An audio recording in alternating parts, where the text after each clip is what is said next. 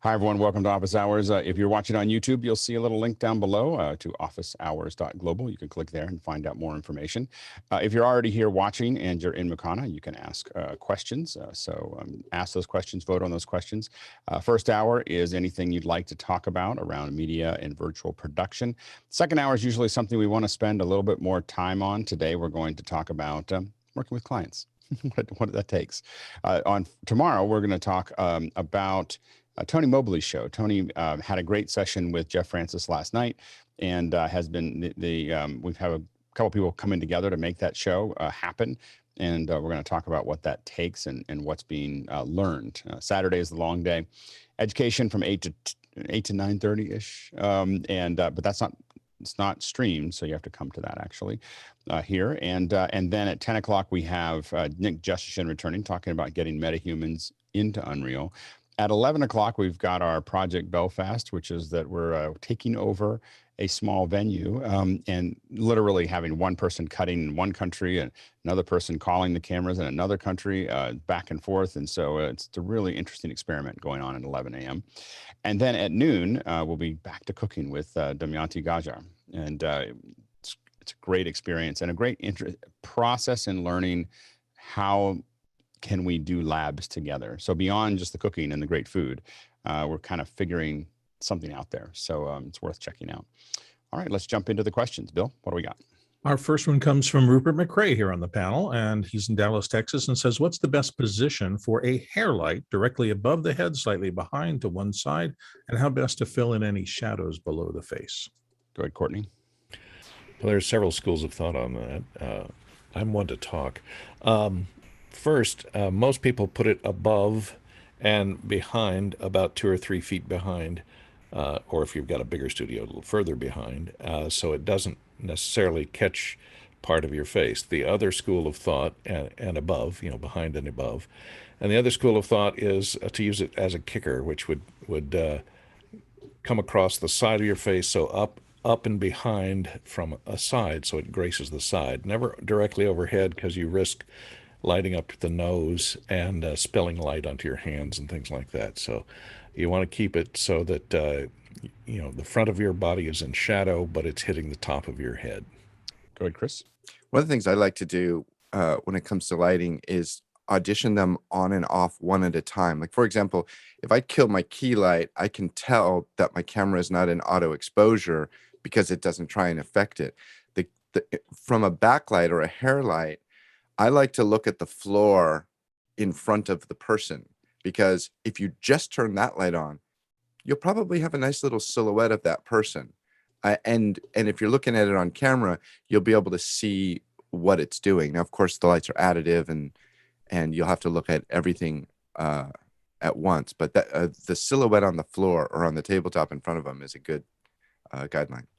Go ahead, Stuart. A basic rule is 45 degrees out and 45 degrees up from where the subject is. Now, pulling the same stunt as Mr. Fenwick, if I do this, you can see where on the sides of my face, I'm getting the hit from both of my backlights. I've got one on either side. Right. The other part of that question was how to best fill any shadows below the face. And that is a white reflector placed underneath. That's great. There you can see the effect. Go ahead, Doug. And the hard drives I just knocked down. Here's a basic 3 light setup that I actually learned in college, and then everything that you have a key, then a fill, then the backlight. I always start lighting with the backlight. For me, I kind of know where the key and fill are going to go, but the backlight is what kind of sets the tone of the mood that you want. So I always start with the backlight, and you need a tripod that can extend. That's not going to be in your shot.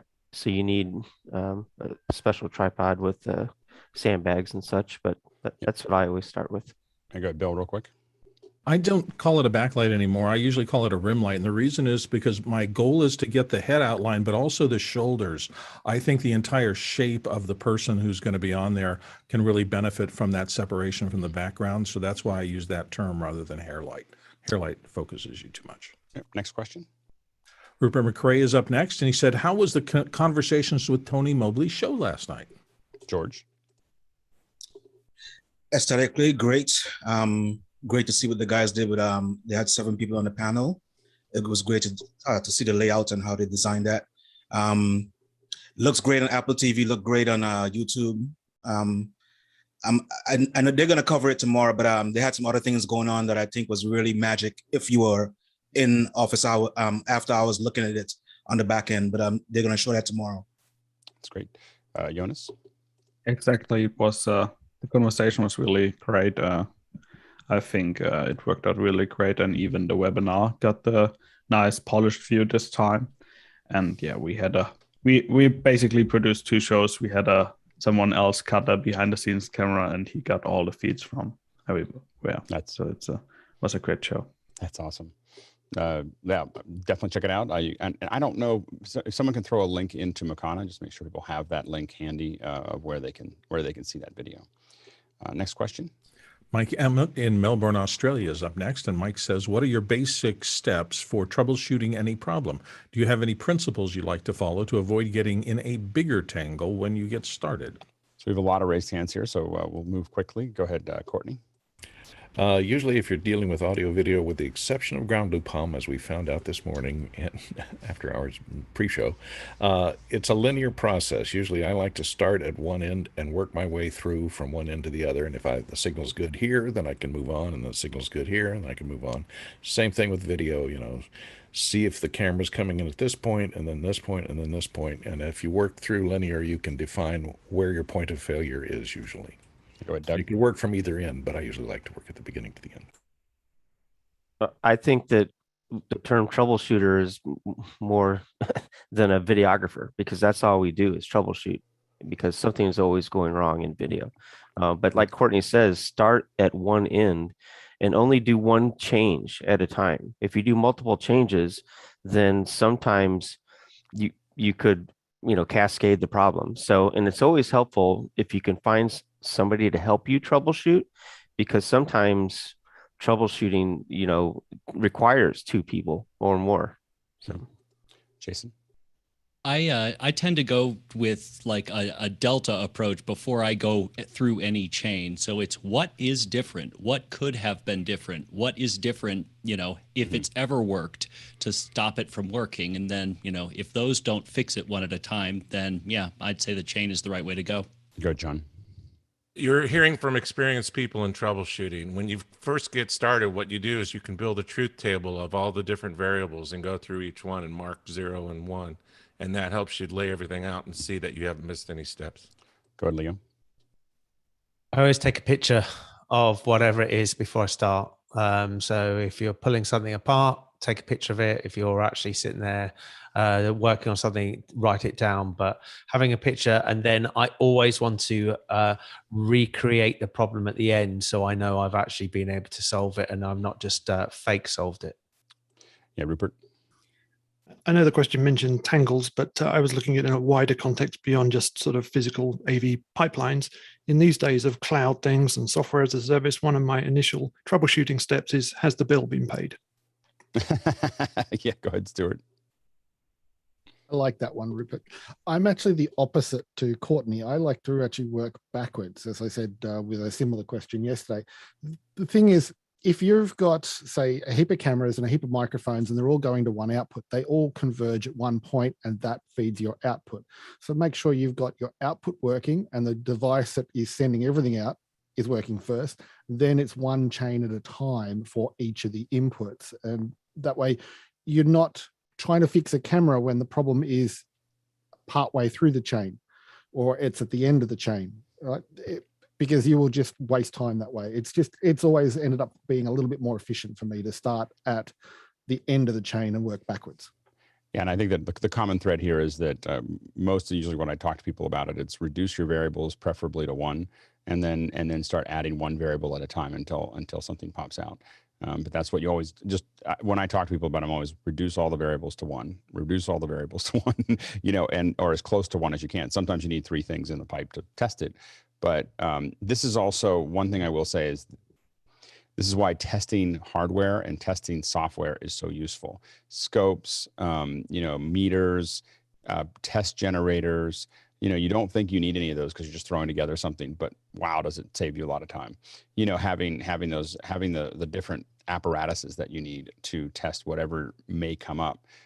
We have what we call a crikey box. It usually has a whole bunch of those things like just packed into it that we can pull out and try to figure out what's going on. Next question. Comes to us from Jonas Dottel in Stuttgart, Germany, and he says, can PTP work in the cloud? Go ahead, Rupert. I believe so. I've seen some pretty extensive IEEE documentation on PTP, and also Ross recently. I just happened to see some recent equipment that Ross released, and they had some extensive documentation. But it is all about it measuring network latencies, I think, rather than being like GPS clocked or anything like that. So it should work, but check out those two resources. Next question. Ari Block of Tel Aviv, Israel says, will OHAS, that's Office Hours Addiction Syndrome, be entered into the DSM, and will it be treatable? How about the more acute AHAS? And he's noting he's playing with us a little bit there. Go ahead, Jason. Oh, hang on a sec. I just took this off the wall. So here's my psych degree, and I can tell you definitively that it's not treatable and, can only be treated with more office hours. There it is. Go ahead, Nigel. Yes, I would recommend for your summer reading at the beach, John Ronson's The Psychopath Test. Two benefits. A, it's a great moment of self-reflection for all of us. And second of all, you'll see how DSM is actually built, and it's pretty frightening. Next question. Scott Mueller in Germantown, New York is up next with, what are you using for solid video playback inside Zoom meetings? OBS playback is a bit stuttery, and I need to play back a 50-minute presentation. I have either Macs or PCs to throw at it. Go ahead, George. So 3 things. vMix is pretty solid for playback. I use MIDI a lot for around the office here, but I'm starting to love the HyperDecks for playback more and more. And with the new release of Companion that's coming out, there's more features in there to really control that HyperDeck. And Jonas? One of the things, if you say you have stuttery playback, is to go through the whole chain of your playback and check frame rates. I've seen like 25 frames files played to 30 frames and then down converted and up converted again. And at the end, you'll look at something stuttery. So make sure you're all the way from the file to Zoom are on the same frame rate. Then some things to consider is get your network correct.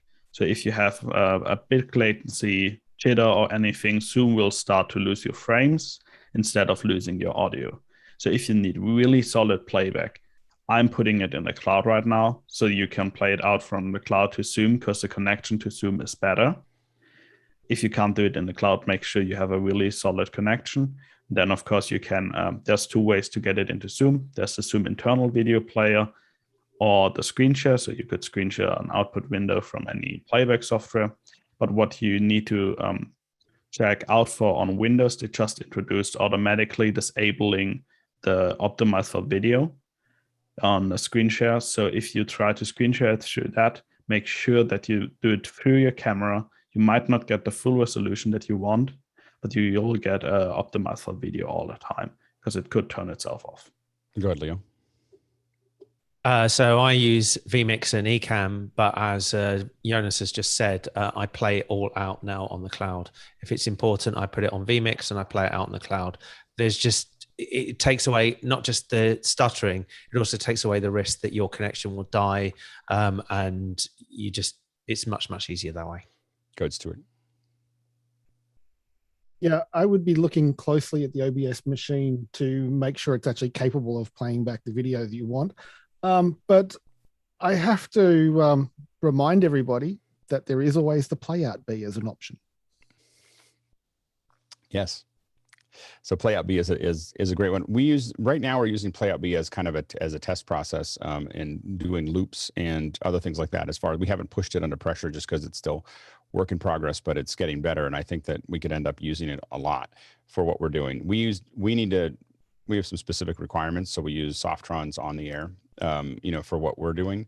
It's a little bit beefier, a lot more expensive because of some of the needs that we have related to Dante and some other bits and pieces. And so that's what we use there, or HyperDecks. And the reason we use HyperDecks is because they're just solid state. They don't think about things a lot. They're hard to conform for, but that means that they don't, everything has to be the same frame rate. Everything has to be the same. In that conform process, oftentimes we find stabilizes the system because we have to think about it. So that's one of the other things we use. Next question. Moving on to Ari Block of Tel Aviv, Israel, and he wonders if a Scarlett 2i2 audio interface will do justice to a PR40 microphone, or should he avoid that? Chris? It might work, but probably not. It doesn't have enough gain to get the PR40 to work. You're going to want to use another solution. Yeah, go ahead, Leo. Yeah, so it's about gain, and there are certain things on the PR40 that won't work, and that is one example. I've tried a few. I am using the Flow 8. The price range on the Flow 8 isn't a fortune more, but it gives you around about 80 dB to play with in gain, and the PR40 needs, I believe, over 60. Go ahead, David. I started with a Pyle PR40 into a Scarlett, and I was told by everyone in this crew to stop using the Scarlett. So and was that an effective? Did it make a difference? I don't know if it made a difference, but you stopped. It's working. Everything's working now. What are you going into now? I'm also on the Flow 8 now. No, there you go. And did you get that on eBay? Because I think in the United States it's hard to acquire. I actually got it from, is it Tommen? Is that what it's called? Out of the UK? Oh, okay. And yeah. Very good. Next question. Rupert McRae in Dallas, Texas is up next here on the panel, and he's asking if an iPhone Lightning to HDMI and USB breakout connectors have mostly very short cable lengths. This seems technically intentional, but has anyone successfully used a Lightning extension cable to locate adapters in a safer position, for example, on a tripod? Go ahead, Jason. I have, but it's not safe. It is not a good idea. You can always extend HDMI, get a Balun, however you pronounce it. I wouldn't go there if I were you. Yeah, I found pretty much everything other than the Apple one is unreliable. And I bought so many. so I just finally gave up and just buy the Apple ones because I just have so much trouble with the other ones. So that's been kind of where I landed. And yeah, you have to tape it up a little bit. Next question. Christian Ortiz in South Florida up next with what wireless systems were the users in the weekend cook-along using for their Pyle, Polsen, and other microphones? We don't have any raised hands. I know that a lot of us are using the Rode Go's for the wireless. I think that's probably the most popular wireless mic system. It has its own mic built in, or you can plug a mic into it. And so, but I think that has been what many people have been using for that IO. Yeah. Next question. Comes to us from David Brady in New York, and he says, using Raspberry Pi 3B Plus and a 7-inch foundation touchscreen case combo, is it possible to mirror the output to HDMI? When connected, the only thing that displays on the HDMI is the default RPI rainbow wallpaper. John? I have several 3 and 3Bs, and they're so slow compared to the 4. And for $35, I would upgrade to the 4. My screens are mirrored on the 4 just perfectly. Jonas? Yes, you need to go into the settings, and there's it actually looks like Windows, where you can move two displays and move them on top of each other. Then it will mirror it. Courtney? You want to make sure it may be a resolution issue. That touchscreen, I'm not sure what the resolution is, but if you're trying to go into a 1080p, that might be a problem as far as mirroring is concerned, to make sure that they're both the same resolution. Maybe Jonas is far more versed with this, can let us know whether it will work at 2 different resolutions. But the EDID from the second HDMI output may be preventing it from mirroring because it's a different resolution. Next question. Douglas Carmichael's up next, and he says, during CWTM, I saw a low-level display on the vMix console. Was that generated by Isadora? Go ahead, Jonas. No, it's a feature of vMix that reminds you when you have a low level, but not really works that well. For And when our you say use low case. level, that's low audio level? Yeah, low audio level. It can like blink something at you when you have a low level, but yeah. Next question. JHB in New York City says, Bob, the panels that have been purchased on the Mac Mini M1, how many went for the 16 gigabyte RAM upgrade? And thanks. Oh, panelists, I guess. Yep. David? I started with the 8, upgraded to the 16, mostly for future proofing, for what it's worth. Chris? I went and I had to do it quickly, so I just got one at the store. I got the 8, and I'm running 5 displays off of it right now with my system, and it's shocking. It's shocking that an 8 gig machine does that much. Yeah. George? All of mine are the 8/16s. I do recommend getting, if you plan on extending your network to 10 gig, get the 10 gig NIC installed straight away. Yeah. Jason? I really wanted to push it, so I went with the 16, and I'm thoroughly impressed. I've got about 15 of the, not me, have about 15, we're nearing 20 of the 8s. I have 116. What we use them for, they work perfectly. Which is just remote kits, and I'm using five of my own for the next Office Hours 2.0, and they're running smoothly, and it's putting 4 video outputs out of each one of them, 1080p out of Zoom. So it's they're really stable. So I'd say the 8 is plenty for almost everything. I did get a 16 that I have right now that I'm just putting together for photogrammetry, for the object capture, because it was recommended. And I got an 8 as well. So I'm going to test the 2 of them back and forth to see for photogrammetry whether it matters. I'm not sure if it does yet. Next question. Jacob Goodnight is up next in Indianapolis, Indiana. He says, as an alternative to using a MixPre with NoiseAssist, could you use AudioHijack with a VST plugin such as Izotope RX Voice De-noise to achieve the same effect? Go ahead, Rupert.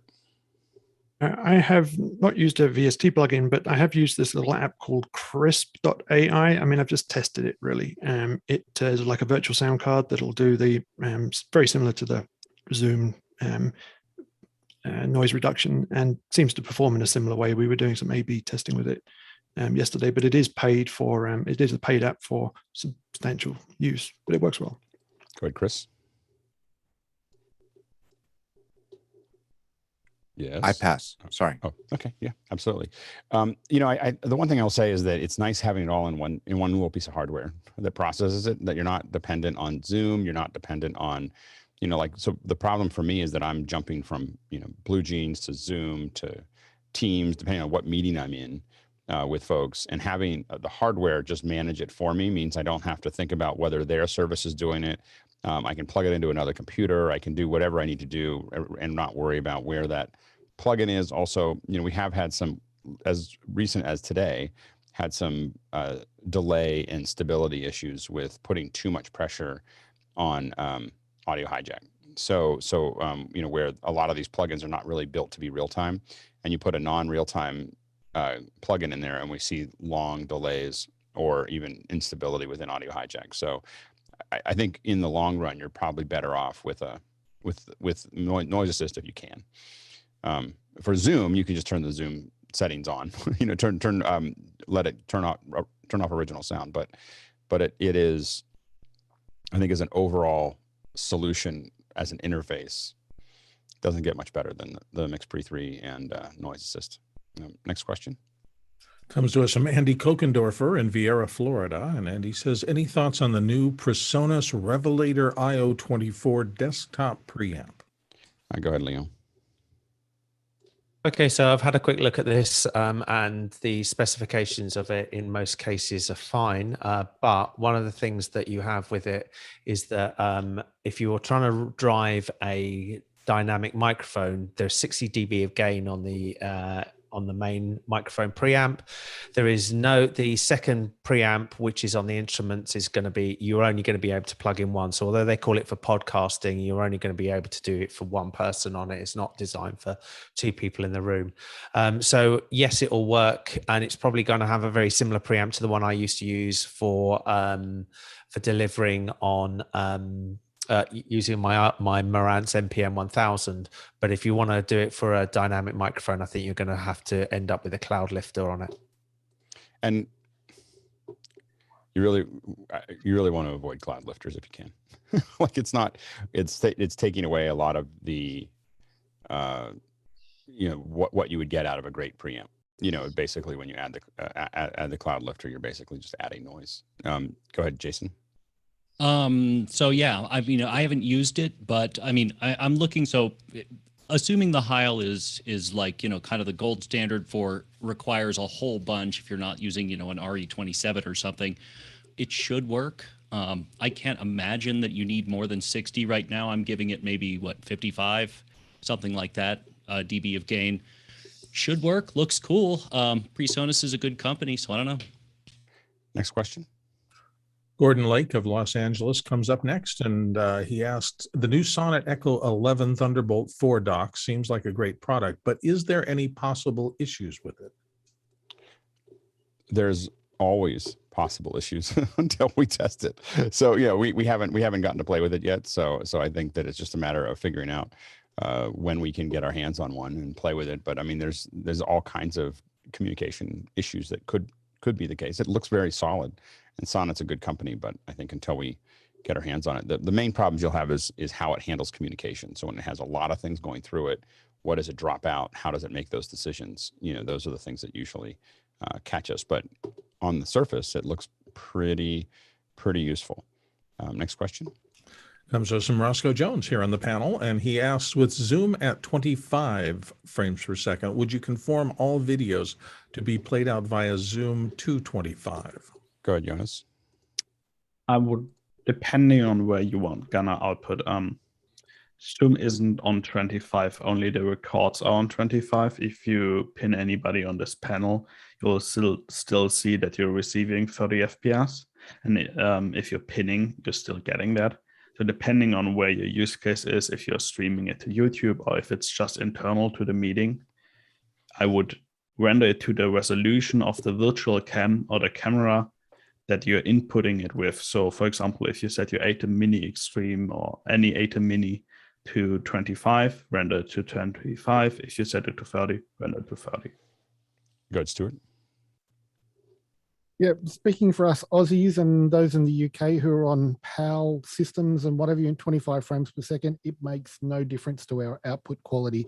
Whether Zoom is running at 25 or at 30, it still looks the same. The software conversion inside Zoom that does all of that seems to be pretty seamless from a user point of view. I think in the fact that Zoom is constantly dropping frames here and there, I think we just don't notice the difference because it's not like it's running a perfect 30 frames per second as it is.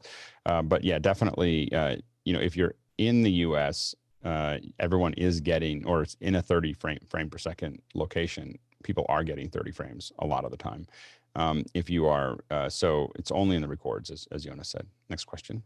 JB in Wisconsin next with, I'm already on a corporate Zoom account, but I'm unsure how to enable 1080p. What are the steps to turn that on? And is it a one-time configuration? Go ahead, Rupert. It depends what you mean by corporate. I mean, the official licensing levels are pro, business, and enterprise. Generally speaking, 1080p will only be available on the business and above accounts. Business is generally where it starts at needing 10 users. But assuming you're in that category, then 1080p is still a special feature which you need to request from Zoom, generally accompanied with a reason that you need it. Once you've gone through that hoop and they enable it, you then, or the account administrator, needs to go into your web console and enable group HD. And once it's enabled, it'll be there as an option. And then you, as a user, will be able to use it. And a reminder to our producers, by the way, that we could probably use some more questions to get to the end of the hour. For the first hour, we've got lots of questions stacking up for the second hour. Go ahead, Chris. The other thing that I'd say that you have to request it, a well-written letter explaining what you're doing, how you're doing it, the high-profile stuff you're doing. I used the phrase, I would like to make Zoom look as good as possible. I think that helped when I did mine. But otherwise, what Rupert said. Candy. Send them candy. All right, next question. Rupert McRae in Dallas, Texas up next. And he says, has anyone heard of the Indiegogo Center Cam, or ever seen it in action? Go ahead, Alan. I haven't seen it in action, but I did see it when it first came on Indiegogo. Having been burnt a few times on Indiegogo with these sort of things, I decided to give it a miss. And also, it's just a bit niche. It's a not very, well, potentially unknown quality webcam on a small arm in the middle of the screen being distracting. I mean, if you want to get a camera like that to keep eye contact, get a teleprompt. They're cheap enough now. Yeah, go ahead, David. Yeah, so I also saw it. I haven't seen it in action, but I ordered one because I'm not quite as smart as the other people on this panel. I actually, I mean, yes, get a teleprompter, of course, but for those who can't, for those who don't have the, the budget for that, as distracting and as low quality as this may be, it might be a really interesting option for people. Go ahead, Rupert. Yeah, so this was actually came up in the Zoom user community online. Somebody was asking about how to achieve these things, and I responded giving them, the best advice about ultimately you'll probably want a teleprompter, and maybe here are some other options. And then somebody else suggested this. It was the first time that I'd seen it, but just wondered what the opinions were. Yeah, I feel like there's an opportunity for someone to build a monitor with a camera in it, even if there's a little dot. Just there's so many people doing some of these. I could totally see someone just buying a monitor that they don't care that there's a hole in it. You just have to really pay attention to the optics so that it actually is a good camera, because we can't replace it. Go ahead, Chris. My fear with that is they will put it right in the center of the screen and not in the upper third. Yeah, no, I think you're right. Next question. Comes to us from Douglas Carmichael here on the panel. And Douglas says, I read an article about Pink Floyd's The Wall in 1981, and rehearsal was delayed for hum, buzzing, grounding issues with the 7 consoles, 5 front of house, 2 monitor, and 2 outboard racks. Even with complexity not going down, is show troubleshooting easier today? Go ahead, Stuart. Just one thing to point out. Well, actually, 2 things to point out. One is there's a comment from Paul Walters about the previous question in chat that people should be aware of. But with recording The Wall, let's not forget we're talking about Roger Waters and David Gilmour. Now, these are guys who are very invested in making sure the sound quality is perfect at all times. So there's the amount of noise that most bands would accept is unacceptable to Pink Floyd in those productions. So the issues are probably not as bad as a reporter would like to make out, but there's still a lot of effort that goes into it. And having all those mixes on a common earth is the first thing to do to solve any noise issue. Go ahead, Chris. Yeah, in the old days, a friend of mine used to supply consoles to the like big award shows. He would supply 11 Yamaha PM4000s, and just a mess, just an absolute mess. With all the digital stuff now, it's got to be a lot easier. And go ahead, Courtney. Well, digital helps some, but ground loops are one of the biggest problems with any large venue situation, because you got to realize a lot of times these big bands will bring in their own generators to power their own equipment, their own lighting, etc. And getting a common ground between the front of house, the generator, the other sources, even if they're all using house power, one can be on one leg, another can be on another leg, and they cannot have common grounds. Best way is to power everything off of a single ground and a single source. However, that's dangerous, because if you lose that power, the whole venue goes down. So it can be difficult, and when they're using a generator, a lot of times they have to make sure they drive a copper spike into the ground to ground the generator, because generators are not normally grounded to the same ground as your household transformers that are built into the venue. So it can be extremely difficult, and even tying everything together to the same ground can create problems, because it can create paths to ground that can short out things or trip ground fault detection, which is required for safety these days on microphone. Anything that has a microphone or something that somebody can grab has to be run through a GFI, ground fault interrupter. So it can be quite difficult. Yeah, I think it has gotten easier. It's just more of an IT problem. I think nowadays, because we have Dante and, like there's so many things that we used to have tons and tons of snakes and everything else. And now we have an Ethernet cable, but you have to understand how that network works. So it's a different set of problems. I don't know if they're any easier. They're just, I will say I think it's easier to have a quiet system nowadays than it was if you understand the tech. But when it can go wrong, instead of a little buzz, it can go horribly wrong. So that's the other problem. All right, next question. Douglas Carmichael's up next, and he says, I saw this short clip on Reddit, and he has a link there, of a technical director using the GVG K-Frame DVE engine to create 3D dice without modeling them. How is this done? I don't know if we have an answer. I mean, typically what's built into, my guess is, I guess Jeffrey's showing it a little bit here, is probably that there are cubes as primitives that are built into the switcher. And then you simply can map things onto those cubes. So a lot of times 3D systems, whether it's software or hardware, will have what we call primitives. These are things that are easy to calculate. Yeah, it looks like that's exactly what's happening here. That you can have cubes and you can have triangles and spheres, and these are all there. What you can see here is that they have individual texture maps for each one of those. That you can basically, that texture map is a video or image that's being mapped onto each one.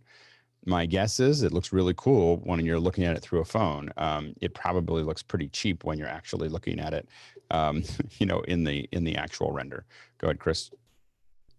Yeah, I was going to say that the creation of cubes was an 80s gimmick when DVDs got a third channel. And Grass Valley's been doing this trick for 35 years. Yeah, and again, primitives are easy because they can be easily defined, and so as a 3D model, they don't need to be modeled. And usually every 3D package comes with some of them. But again, it is generally there won't be very much control over the rounds, the edges, the bevels and rounds that are on those edges. It's probably just video mapped onto it. And so it'll not look great. But I could be wrong. Take a look at it. Next question. You're not wrong. Matt Parker in Sarasota, Florida, up with, what are people's experiences with the WebM video codec? Best and worst situations to use it. Go ahead, Jonas. It's one of the newer codecs that supports all the cool new codecs from Google, so VP9, VP8. It's pretty cool for web because it lowers the requirement of the file size. Also, a pretty cool thing that they now added is it supports HDR on 444. It also supports alpha transparency. So if you use, for example, Playout, we can play it into a browser now with transparency because WebM added a single layer for transparency. Next question. Rupert McRae back in from Dallas, Texas, with any thoughts on the Panasonic AV HLC-100P pan tilt zoom controller switcher? It seems to have a $10,000 US price tag. Go ahead, Stuart. Just one thought occurs, and I'm putting the link for it in Mercana now. It has a shiny surface, as in physically shiny top surface. That is not going to age well in any production environment. That is going to be so scratched and scuffed so straight away. It's ridiculous.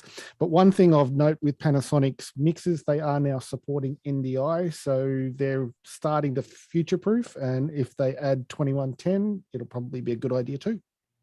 Yeah, and it looks like it also supports RTMP. So it's so you can basically stream to your device. So I think this is what we're going to see more and more of the mixers being able, or switchers being able to stream directly to the output. Next question. Comes to us from Rupert McRae back again in Dallas, Texas. And he says, when joining a Zoom room to a webinar and promoting it to a panelist as the join as panelist confirmation, is the join as panelist confirmation only displayed on the local Zoom room and not on the remote controller? Go ahead, Jonas. Depends on the kind of Zoom room and the kind of controller we're talking about. And there's two different versions of the Zoom room. There's the normal one that's meant for normal Zoom rooms, and there's the one with touchscreen features. On the one with touchscreen features, you see it on the Zoom room. On the one without touchscreen features, you only see it on a tablet connected controller. It's a stupid thing, but you won't see it on the web. Good, Chris. Yeah, I will say that that tablet controller is a gotcha, because there are times where things will happen, and if you're not, paying attention to that, certain prompts will pop up. So, keep your eyes open about, watch your user interfaces. Next question. Rupert McRae in Dallas, Texas is back with, do publicly traded companies have a deeper responsibility to embrace digital first? Go ahead, Nigel. Yeah, I get the social responsibility point here, but I want to make a sort of side thought, which is most people who are senior executives in very large public companies are extraordinarily successful people who've got there by doing things that make them extraordinarily successful. And when you go in and tell them they have to do something different to what made them successful, you're going to scare them, which is why when Alex talks about simple on-ramps to this, don't go straight to digital events. Get them to do a team meeting, get them to do an all hands. You're going to have to show them and help them learn a new way to communicate, because otherwise you're going to go against everything their body tells them they should be doing. Jason. That is excellent advice from Nigel. The only thing I would add to that is that usually if something is a good idea, like digital first events, it is both a financially good idea as well as the best way to do it. And in this case, I don't think it's a deeper responsibility. I think it's because it's the most fiduciarily responsible thing to do. Good. Jeffrey? And bottom line is they have to cater to their stockholders. So if the stockholders want it, they're going to try and do it. But if the stockholders don't want it, they probably won't do it, and they'll probably go with what they normally are used to. Go, Rupert. Yeah, Jeffrey kind of captured my point. That's the angle I was thinking about. But the other points are interesting too. Just exactly that. I mean, are they answerable to their shareholders, and is that going to be what they want them to do? I'll always go back to the equation that I talk about a lot, which is action equals possibility is greater than circumstance. That is the gravity of all of these things, which is that when the possibility of doing these digital events exceeds the circumstances of taking something on they don't know, they'll do them. It's just, and now what creates that? You can also make the circumstances more difficult for the physical events. We've seen a lot of organizations starting to talk about it. They haven't had to pull out this card because COVID keeps swirling, but a lot of environmental groups are going to ask conferences when things settle down to publish their carbon footprint. That's going to create a lot of, for everything, like calculate how many people are flying in and what does it take to drive them around. And what they're saying is basically is if organizations don't publish it, they'll publish a conservative estimate on what that is, which means that they'll publish it and make it look really bad. And they'll ask them to buy carbon credits or to, reduce that. So that's going to put some pressure on that as it comes out the other side. The other side of that, though, is that, it's incumbent on us to, when we talk about possibility, is to just show what a great event looks like. I think what we're doing here every day is starting to show that, that, hey, if you actually invested in the cameras and the microphones, it would actually be a viewable process. We build stages and lights and put up, catering and all these other things. And then we don't want to send out a kit to everybody, and then we don't understand why our digital events don't work, and so so we're kind of showing what that possible future looks like. I mean, I think a lot more people would go to a lot more virtual conferences if all the speakers look like this panel, from a video quality perspective. And sounded good. And so I think that, and then when you look at what we're doing with Tony Mobley's show and with what we've done with some of the other ones, we're starting to play with, there's people in this panel that are doing things that are proving the model, and I think we have to prove the model and we have to be patient with it. But I think that, I think it's inevitable. I'm not worried about when they should do it or whatever. It's inevitable that digital events will become the physical. In-person events won't go away. Neither will hybrids. People keep on wanting to do them. But the big game will become digital events, because it's just that it's way more scalable. In the end, it's way more inclusive. When you're the business end of it is that you're just giving up 99.99% of the world every time you do something that's other than that. And, when you do a hybrid, you're just kind of doing something that makes them happy, when that's the big market. you know, and you know, there's a big person that walks out on a football field, an American football field, with a big orange glove that says, the viewing audience on, you know, online is more important than the one here. And so, there's a lot of money in here. We're not going to stop. We're going to pay for this show before we go forward. So, that'll eventually happen, where the digital version of it is way more important than the physical one, because it just reaches more people more effectively. The problem is that the quality isn't there yet for most of these events, and people are bumbling along, and then that is buffering up their idea that doesn't work because they're not doing it very well. So that's people don't like to cook until they get good at cooking. It's a horrible thing, but you get knife skills and you learn a couple little tips and tricks, and before you know it, it works really well, and then you don't want to go out to eat. So it's just a matter of building up a skill set. Next question comes to us again from Rupert McRae in Dallas, Texas, and he says Samsung is able to remotely brick stolen TVs if they get connected to the internet. What are your thoughts on this technology? Go ahead, Jeffrey. Good for them. No, seriously, it's as long as they don't abuse it and they make mistakes where people actually bought the TVs and then they get bricked. It's a great idea, great technology, and so if you have your TV fall off of a truck, be aware that it's not going to work for you. I'm sorry, I got the wrong pane here. Go ahead, Leo.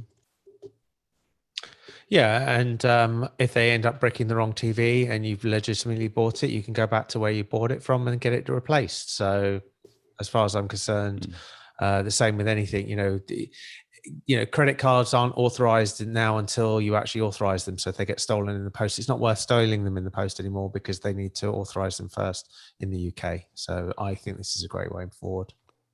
Stuart? In the Australian vernacular, when I read that question, my response was about expletive time.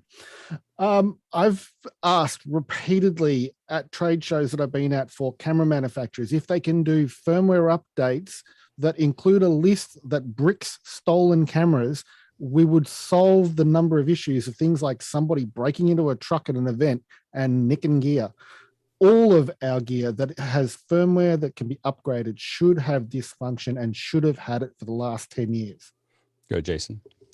In order for this to be effective, it would require that you connect your Samsung TV to the internet. I'm going to say this because I rarely get to use superlatives. My TV never, ever touches the internet. Nigel? I was just going to be more cynical, that I think, first of all, I think this can be abused by people in a political sense. And I think the second thing is you're trusting that Samsung or all these manufacturers have the ability to manage this in a way that you can appeal other than take it back. So I guess I'm a bit more cynical about that technology. Courtney?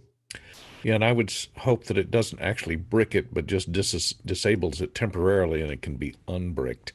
Because, for example, in the used TV market, you could wreak havoc if you sell one of these TVs to somebody and let's say they don't pay you on time or they still owe you money, you could just turn it in as stolen and have them brick it, and there's no way back. Next question. JB in Wisconsin says, when setting up a new Pelican case, what are the panelists' go-to internal protection and organization methods? Padded dividers, Trek pack, any tips on organization? Go ahead, Jeffrey. I always get the foam because that's so useful in so many different ways. Other than that, I'll take cardboard and I'll cut it up.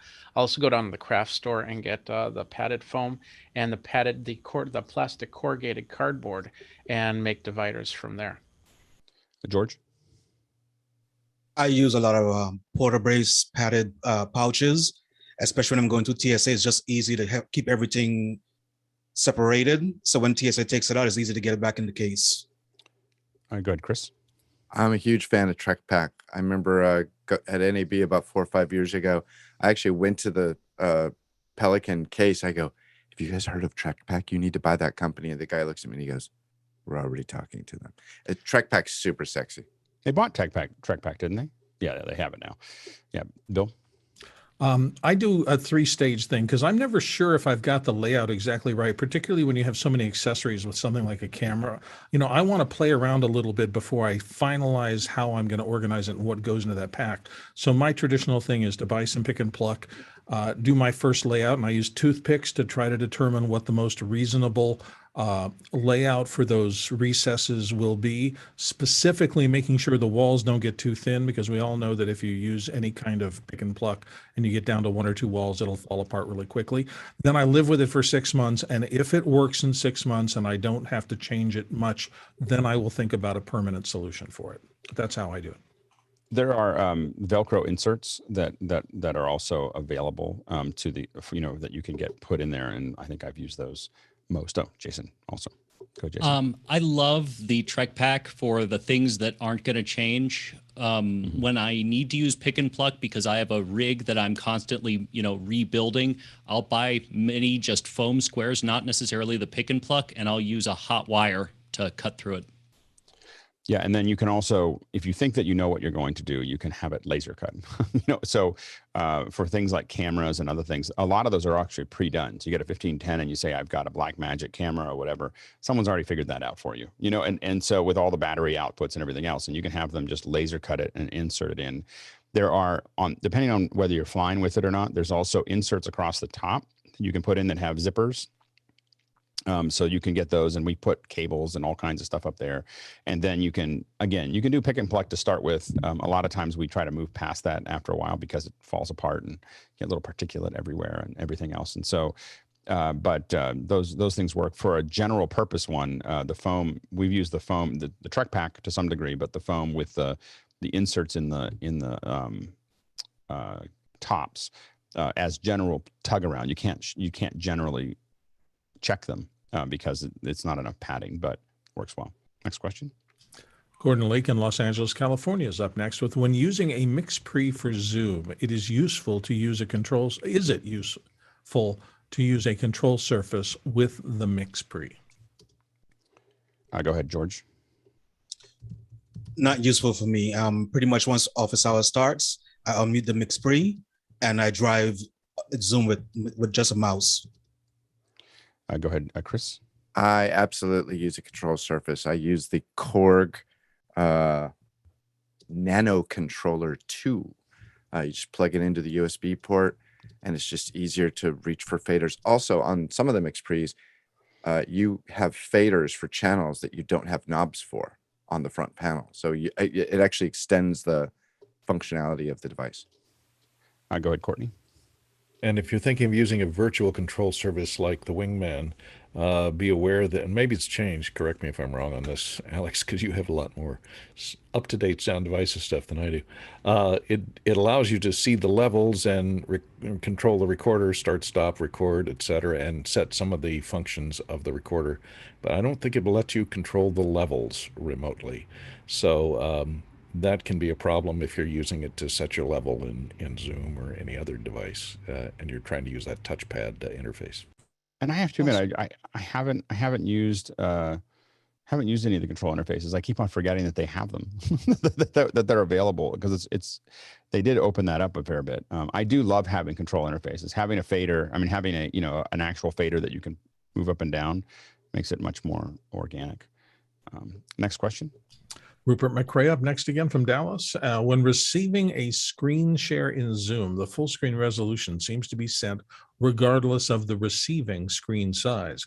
If the sender is sharing at 4K, the receiver gets pushed 4K, even if they have a 1080p display. Can this be a problem in any circumstances? I'm just trying to, I think we're all trying to grok that. Are Can you explain that? Sure, that's Yeah. correct. So, I mean, I run most of my displays at 1080. And so I noticed recently somebody else was doing a screen share from their end. They were sharing a 4K display, and I was getting rammed with 4K's worth of resolution, which I didn't want. And my machine was scaling it down to like 3, 4, 5 FPS, but I was still getting all that resolution. I looked in my screen, my stats in Zoom, and there it was right there. I can't even display that resolution on this screen. Huh. Interesting, Chris. So, Rupert, was it scaling it down to fit in your available resolution? Mm. Or did you get like a center cut where you couldn't see Oh no, the whole display? it was scaling it. So I was seeing what they were seeing. You know, it was full screen and on my screen, and it was coming full screen from theirs. It was scaling, and I'm not sure even if it mattered whether I scaled my window down to just a window. I'm pretty sure I was still getting. But I mean, if you think 4K. about it, Zoom is doing what you asked it to do. Here's Right, my screen. right, Please share right. this. So, and we had a little discussion yesterday about after hours and that being the perhaps rationale behind it, but it still seems like cumbersome behavior. It's designed so that you have a very clear vision of that screen when you're doing it, and it's specifically why I screen share. I will oftentimes do a screen share into QuickTime, from another. I know this sounds crazy, but I'll screen share from one thing into QuickTime, into, there's this like into a switcher and then into QuickTime. That's something that's forced you to 1080, because to your point, it ruins the records as well. It's just a disaster. We now have a lot of questions. So we're going to go ahead. Courtney, real quick. Yeah, you might look at these specs on your monitor. If your monitor is scaling internally, a lot of times it'll say accepts 4K input, but it's if you look at the panel resolution, if it's 1080p, it'll do the scaling, and so it'll report the EDID back to Zoom as being able to accept 4K. So it'll try and transfer all 4K, and the monitor will be doing the scaling. Next question. Rupert McRae, Dallas. The Zoomtopia lobby has been open for a couple of days. Any initial thoughts? David? I popped in. It allows me to see all the sessions that are being offered, to choose not to choose, but to like or heart the sessions that I'm interested in. Other than that, I haven't really been all that engaged by it. I did go to a Zoom events webinar the other day, and it was awful because every single Zoom employee was using a virtual background. I can't watch them. I just now will just leave if I see one. I'm not willing to play. Next question. Stuart Fairweather, Melbourne. Do we have any thoughts on Frame.io's purchase? Are the customers already looking for alternatives rather than being rolled into the Adobe Cloud? Yeah, go ahead, Chris. I'm not yet, but I'm curious as to how this will all pan out. I have faith, but yeah, I mean, it seems like it wouldn't be worth Adobe's. It wouldn't be worth the trouble to get everybody all upset, at least at the beginning. So I'm feeling nothing's going to change for a year. Them just saying we're going to discontinue all the support for all the other ones. And to be honest, I don't know how much we use the really tied in tools. I mean, we use Frame a lot for transferring and getting reviews and everything else. But if they took away the connection to Resolve or to Final Cut, I'm not sure we would stop using it. It would just be a tie-in that is really cool, but there's so many other functionality. There's so much other functionality there that I'm not sure if it would really affect us that much, other than thinking that Adobe was being a short-sighted. Yeah, I don't think they'll take it away, but they'll stop developing it. Yeah, I don't think it'll get any better. Jeffrey, real quick, we're going to start moving really quick here. Yeah, I just think that Frame.io, it's very possible that in a year Frame.io will still be Frame.io and Adobe Cloud will be Adobe Cloud powered by Frame.io, just to keep the separation. Next question. Gregory Vigor in Montreal asked, how do you deal with IT departments, policies, and administration privileges that don't understand live event or AV when you want to implement vMix or other platforms to improve corporate hybrid digital events? Go ahead, Stuart, real quick. I have a simple solution. I take my own network and I set it up, and I have my own uplink, what have you. On a recent one, I've even ended up having to share my bandwidth to the client of the facility so that they could actually access the outside world, because they couldn't get it through the facility's internet. It's just safer and wiser to keep your stuff on your own network. And we're going to go ahead and push back some of the other ones there. Go ahead, George. Start the conversation early. Let them know what ports you need open, and a lot of times they will work with you. And finally, Rupert. Yeah, just be collaborative. I mean, there may be things that they don't understand about the production business, but there may also be things that you don't understand about their business. They're under incredible pressure to guard against cyber attacks and security and compliance. It's a two-way street. Okay, so now we're going to change our change direction here and start talking about client work. This is a very popular request in our second hour list. Again, if you have ideas for second hours inside of Discord, you can post those post those questions there, and if people vote them way up, then we try to prioritize getting them into the system. So this was a very popular one, and so now we're gonna, if you have questions about working with clients, then throw them in there. All right, let's go to the first question. Okay, Mike Emmett in Melbourne, Australia asks the first question. He says, in conversations with clients, how can we change the language we use to bring digital first events forward as positive options for companies running engaging events? What can we say that will take these from contingency plans to preference? Go ahead, Chris. I think we talked about this a little bit yesterday in After Hours, and I really believe that we need to build the exemplary digital first event. We need to show them, a sample of how they wanted to do it. We need to show them the way it could be done, and eventually people will see the difference. I hope. Yeah, Leo.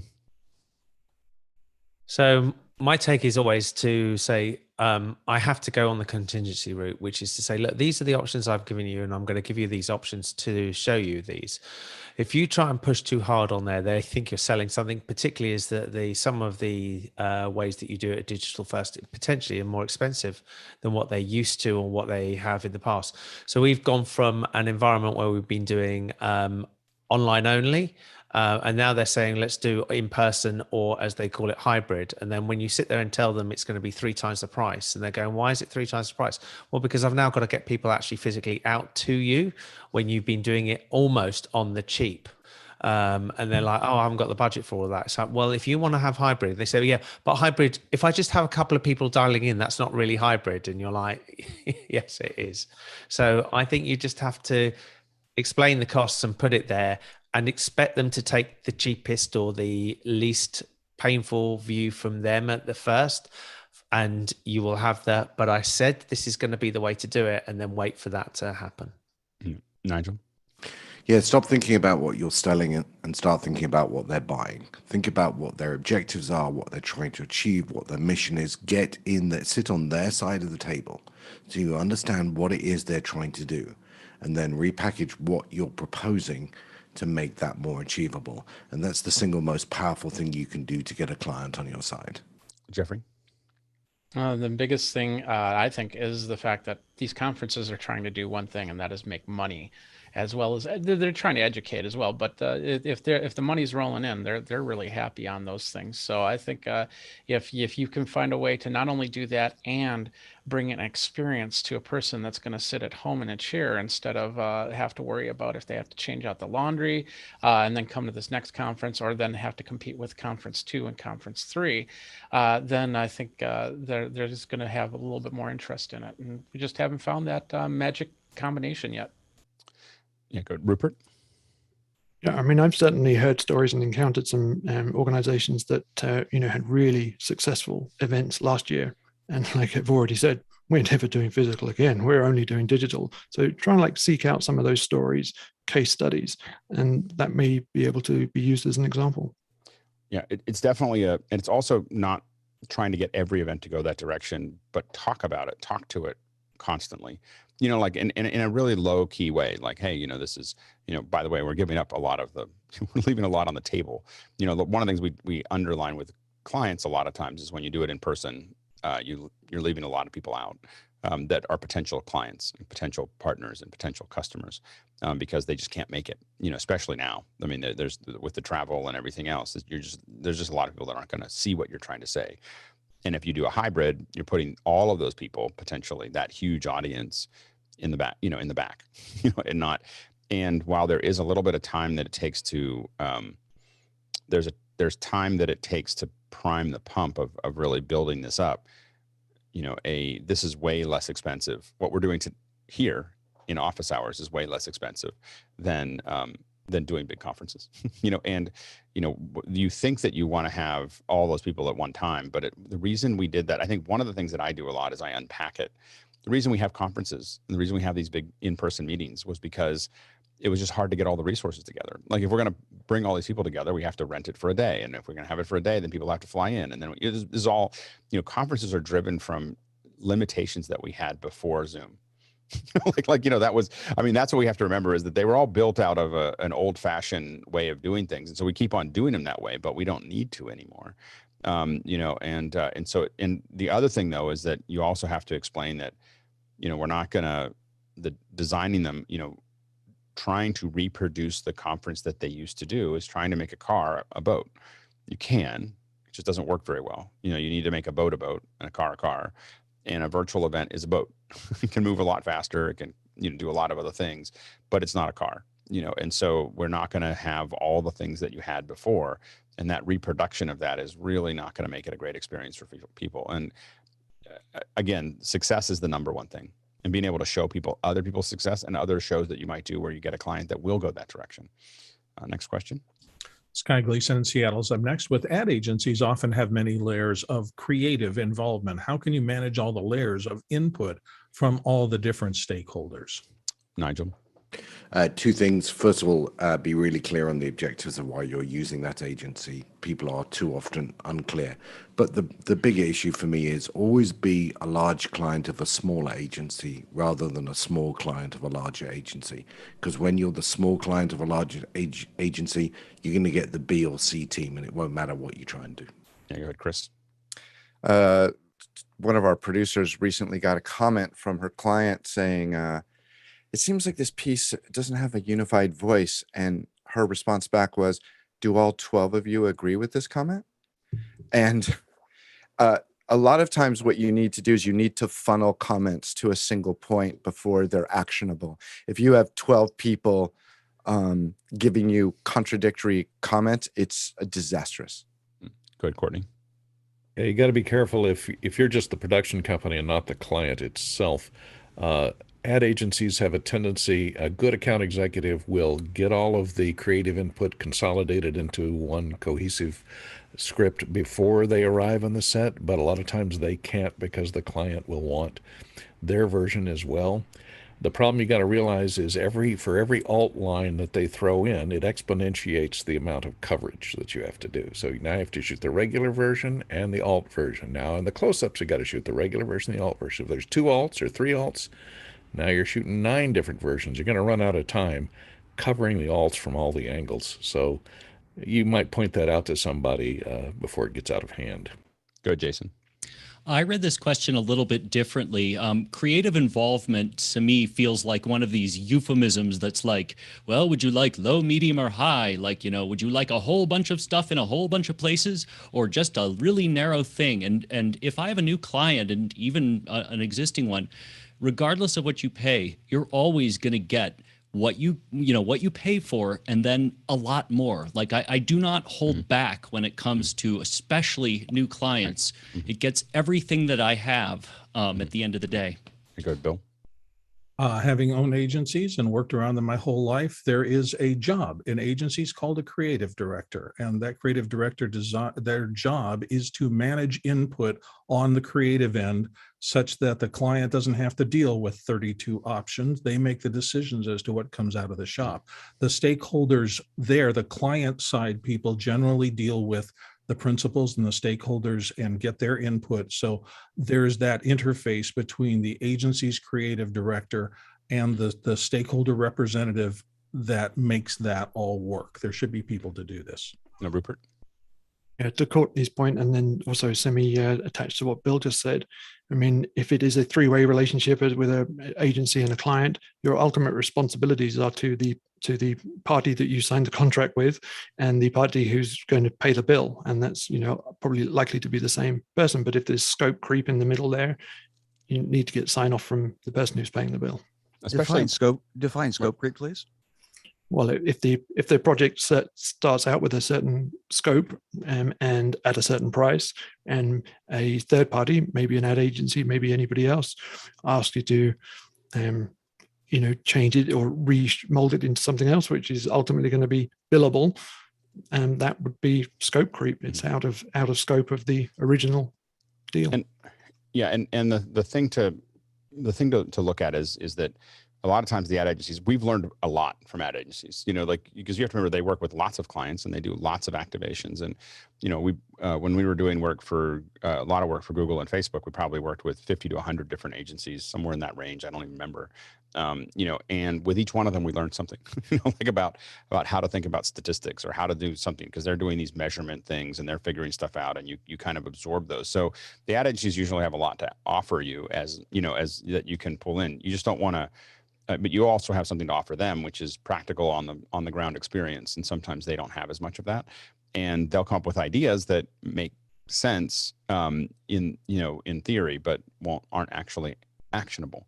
And so I think that is where you want to kind of pull back a little bit and be willing to, in a appropriate and low key way, let people know, like, hey, we're getting pretty close to some sharp objects, and you want to do those kinds of things over email. People will forget about them later, and then you're in front of the bus and trying to find your way out from under the bus. And so things that you have concerns about, not in a crazy way, but email is good. Not just the meetings of like, hey, we have some concerns. This is what we're looking at here.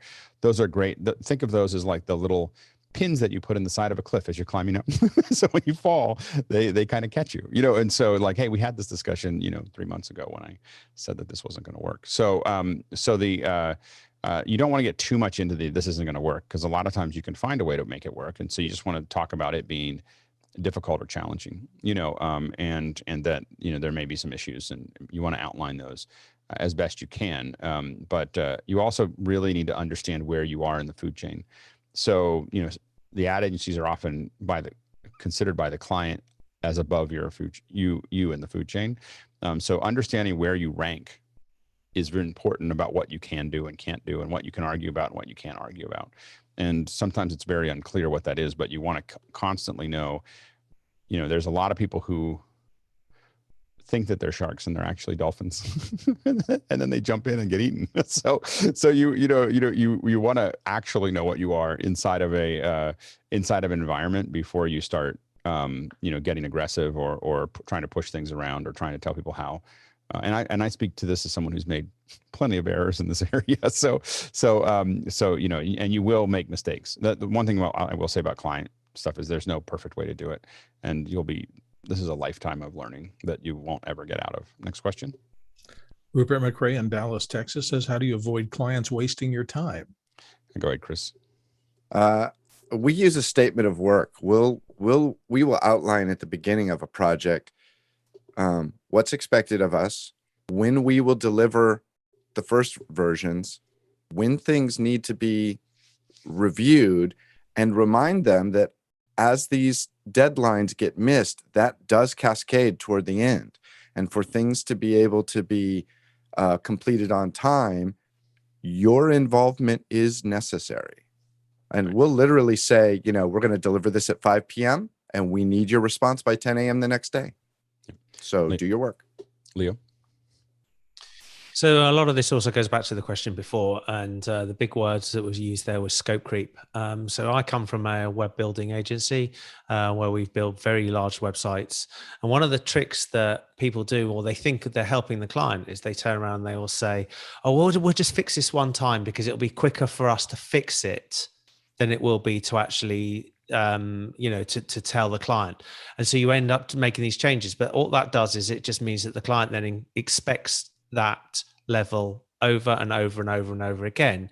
And we did an analysis of one client that keeps doing this, and everything is always a problem, everything is this, that, and the other. And it came to around about 25% over cost. And it was down to how they worked. And we just readjusted it, said, this is the client, this is what we're going to do. Statement of works, this is exactly how much it's going to cost if you don't do these things.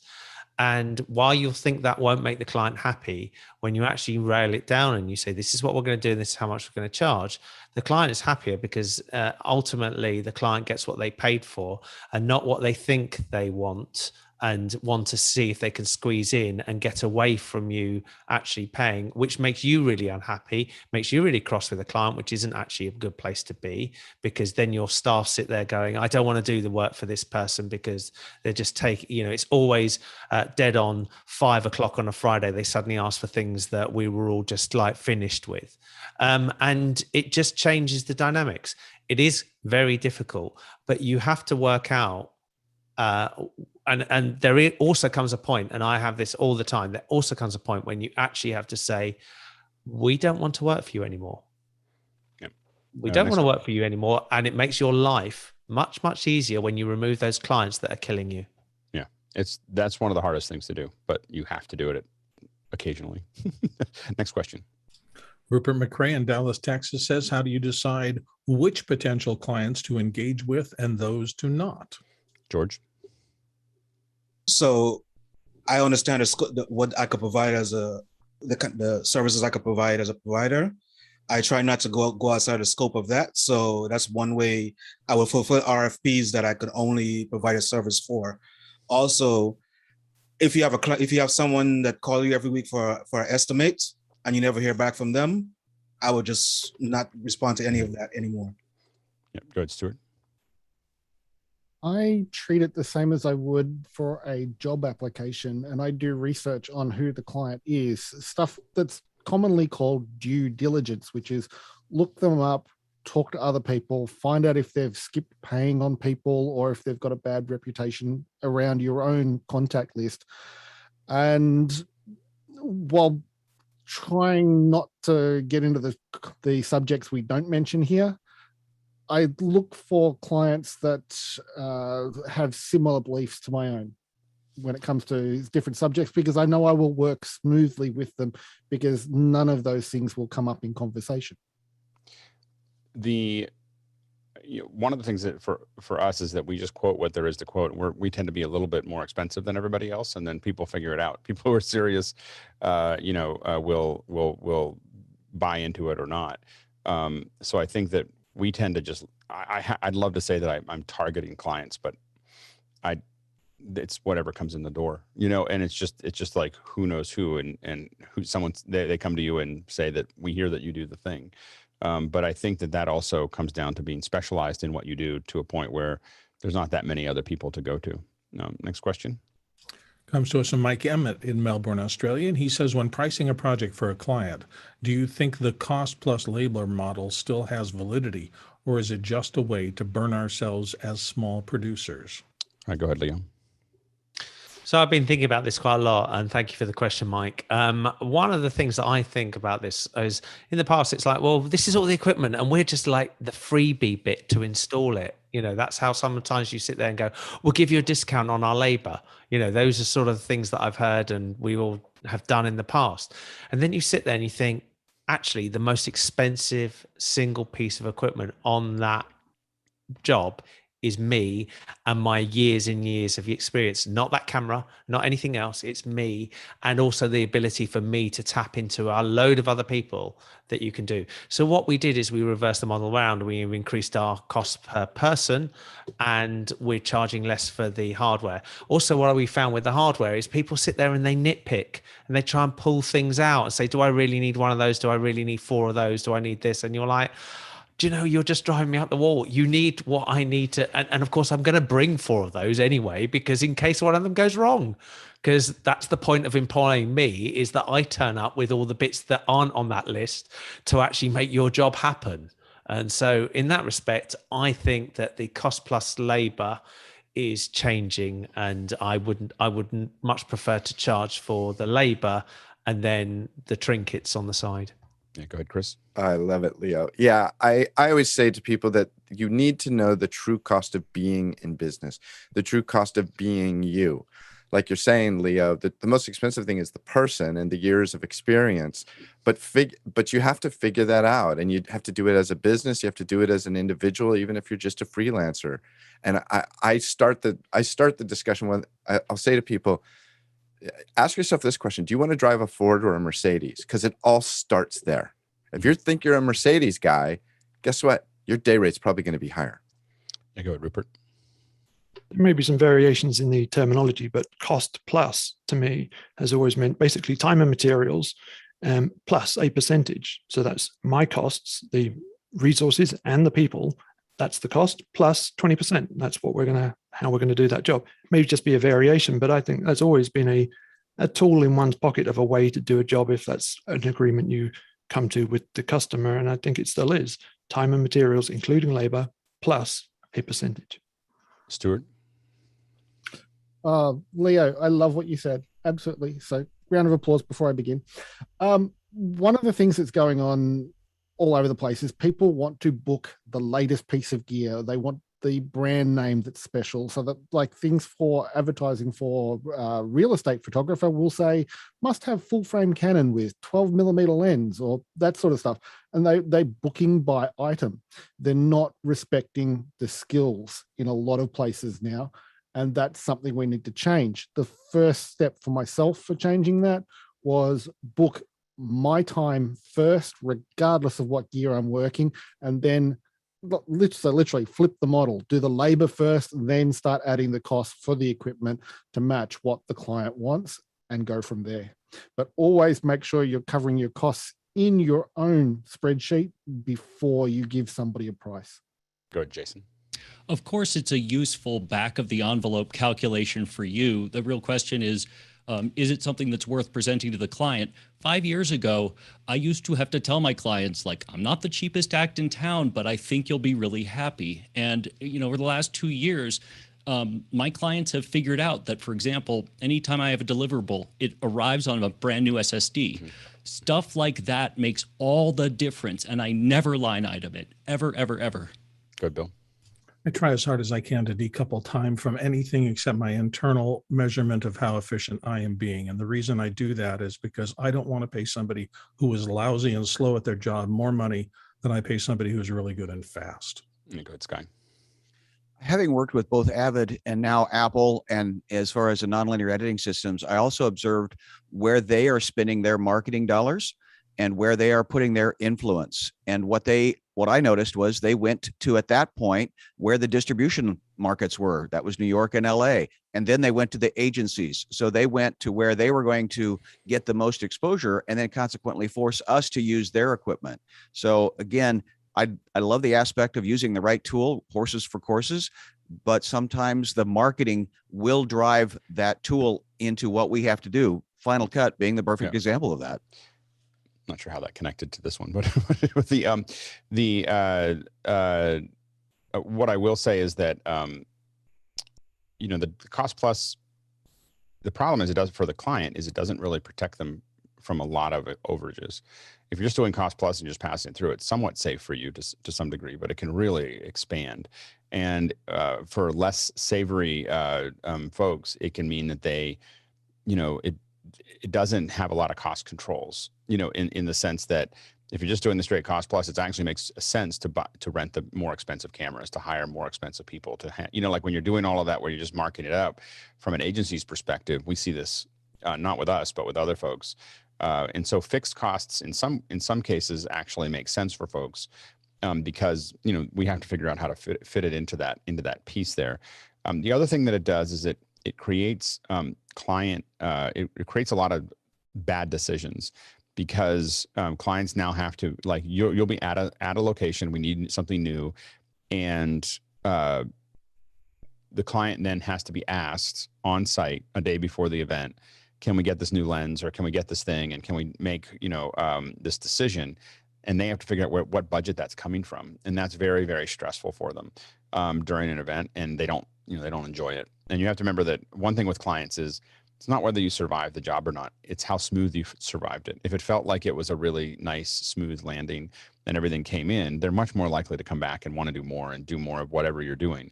If it comes in as a even if you survived it, if you landed hard, they may or may not want to do that again. So that's the thing that you always have to kind of keep in mind as well.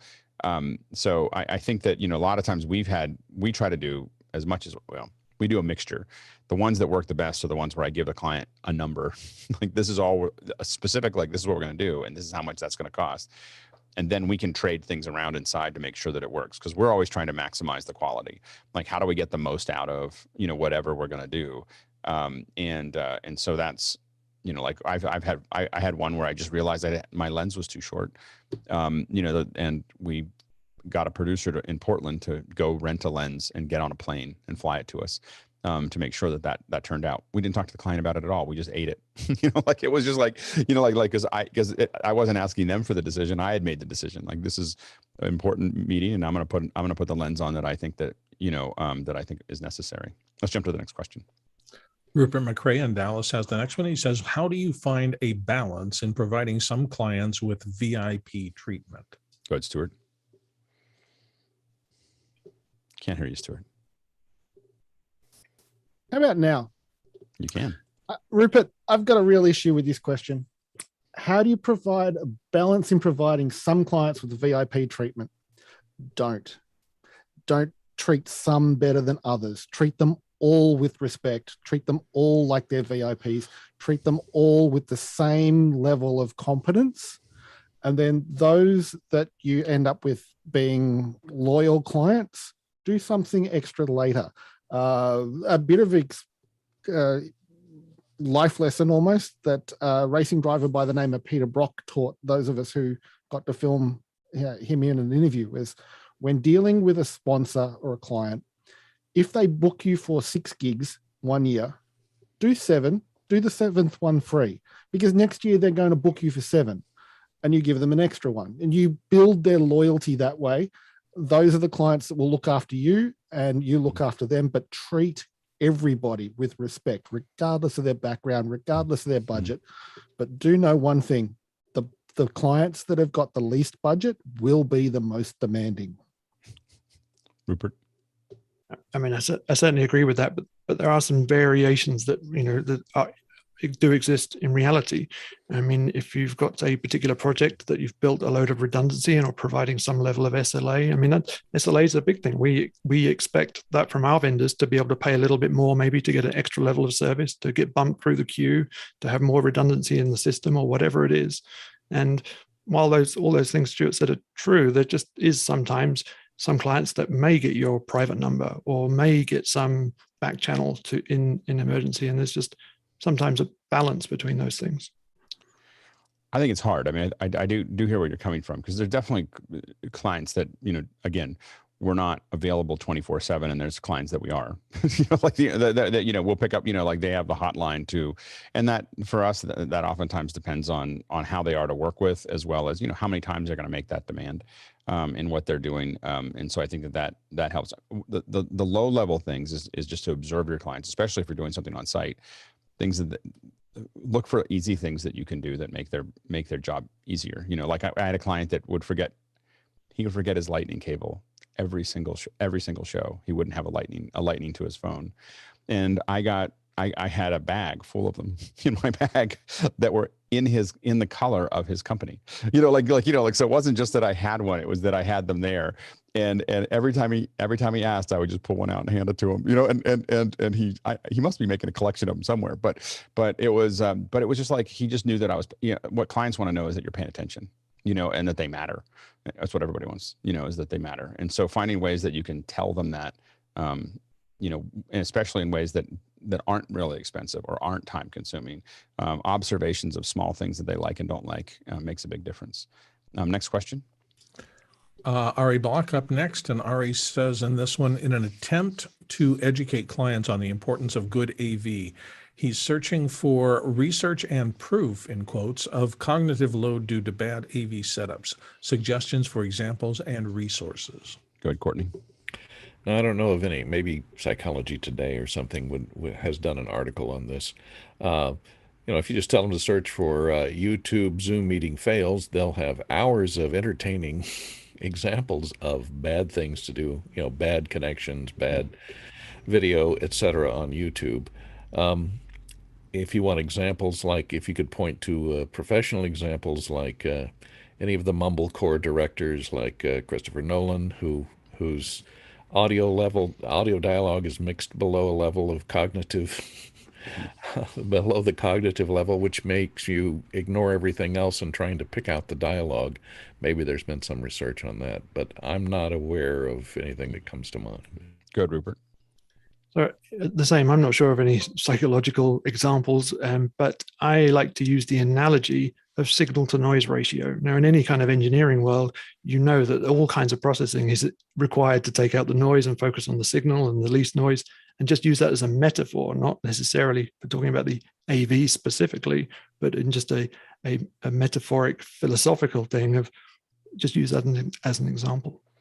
Yeah, I think that a lot of times we have to think about from a common sense perspective. If you're listening to someone and you can't hear them because of traffic, and you can't hear them because of, or you can't see what they're saying, like how much are you spending trying to listen to what they're saying or trying to figure it out? And does that distract you from understanding what they're actually talking about? And if we think about that extended over hours, it gets to be painful. We've had clients that have really bad conference rooms, and I think there was some where I had like 2-hour meetings and I have to go lay down afterwards. Like I was just like, I need 10 minutes. I need 10 minutes to recover from what I just went through, because it's just echoing, and you're just sitting there with your hands on your like on a phone call with your hands on your ears, just trying to understand what they're saying. And so I think that it's just a matter of do you want people to hear what you're saying, or try to figure out what you're saying is a big piece of it. Next question. Sky Gleason in Seattle up with, and here on the panel, often we work for executives of a business that are in business for the purpose to make money. Where do creativity and AV fit into the making money only system? Go ahead, Leo. Yes. So it's always a problem. This is like, how do you actually turn around and say return on investment? In my experience in the past, it was actually quite straightforward. You can actually sit there and say to somebody, well, you're going to build a website and your return on investment is here. I think the way to do it in a lot of this, when you talk about AV, is it's the lack of embarrassment that you can actually say in certain circumstances. It's like, if you look poor, this will affect your brand. If you don't sound right, this will affect your brand. So you've got to say to them subtly, we're trying to put something forward that will actually make sure that your brand and you are represented to the highest possible level. And that is what you've got to do. And sometimes let them equate what not doing it is the bit that's going to cause them costs in the future. Yeah, go ahead, Stuart. This is one that you'll deal with when working with ad agencies, where they want a really tight bottom line, but they want the advert to look amazing and what have you. Ask for them to provide examples of ads that they know worked and sold a lot of products and whatever, and then you can do a breakdown of those adverts or the similar, regardless of clients, the similar subjects, and find out where they need to spend money and where spending money by them will make them money. And you have to use that sort of terminology, because that will get through all of the clouds that they're worrying about with dealing with creatives and seeing all sorts of flighty things that they expect. You've got to push that bottom line of where will them spending money make them money. Go ahead, Rupert. Yeah, and to pick up on Leo's point, we discussed a little bit of related subject in After Hours yesterday, I think. And if you're working with a client and you're trying to get over that bridge of them just spending a little bit more, maybe it's on a extra something or a backup something or just something that's in case. And what you're trying to do there is be able to take on that responsibility oneself and say, hey, look, if we do this, I'll take responsibility for it not working if it doesn't. But if we cut back, that may then come back on your decision. I want to take that away from you. It may cost a little bit more, but there's your peace of mind. Go ahead, Bill, real quick. We talked about firing clients. You can fire clients. You can also fire associates and anything else. And I had a circumstance in voiceover where I walked into a script one time, I read it and I went, this is clearly a pyramid scam. And I turned around and walked out. You have to set some limits to what you're willing to do and what you're not willing to do. And I don't want to be associated with people who are only focused on money to the exclusion of all other moral values. I just don't want to do it. Yeah, I will say that, I think this is veering off a little bit, but I will say that I'm pretty, like, I'll work for almost anyone, but there are definitely limits that I've hit where I just go, and I oftentimes won't make a big deal about it. I'll just say I'm busy, but I'm not trying to make a stand or anything else, but there have been a couple things that have popped up in the last little bit of time that I just go, I'm not, and again, I'm not very political. People ask me what my politics are, and I'm usually that everyone's in focus and sound great. So it doesn't, that's kind of my middle of the road of that. I don't take long stands on that, but I've definitely gotten into a pattern recently. I just don't want to feel like I have absolutely no, no center. So there's been definitely limits that have come up for me. Next question. Next one comes from Greg Gibson in Washington, D.C. Greg says, Grant said 80% of event planners view digital first events as temporary. In my opinion, most that feel this way were unable to adapt, hurt financially, and they have fear for their livelihood. How do we get them on board without coming off as servicing our own needs? Go ahead, Chris. I keep coming back to it. We need to show them what can be done. Yeah, and guilt and shame. Guilt and shame. Yeah. We get back into, I'm going to keep on coming back to action equals possibility is greater than circumstance, and that their circumstances is that they're afraid and they don't know how to do it, and they're afraid it'll take less people. The possibility is actually that it's scalable. There's a potential that if you're reaching a lot more people, that you're actually going to create something that there's more ROI for the client, and there is there's also more to do. So if you think about, I'm going to have a digital first event and I'm going to have these people at their homes or offices coming into the show, and that show is distributed to this theater, this theater, this theater, somewhere in the world. So let's say this is London and New York and LA, and these are all getting this. Now, none of these people that were in here had to go anywhere.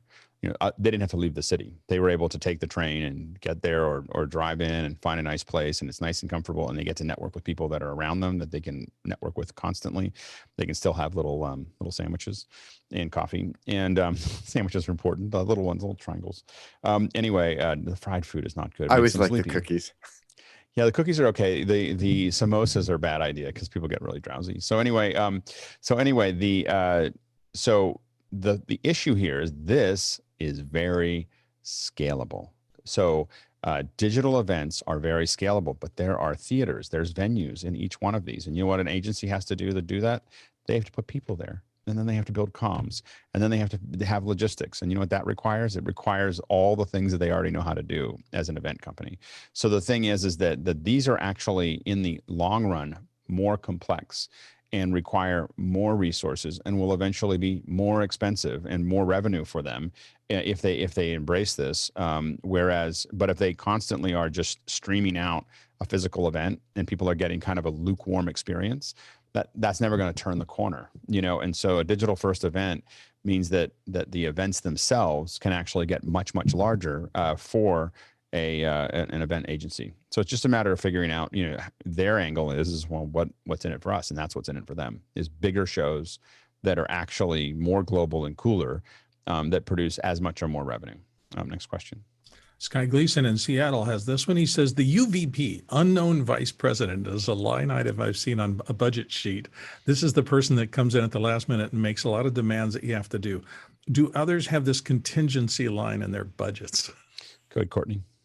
Yeah, I love the UVP denotation. A lot of people do build in contingency fees.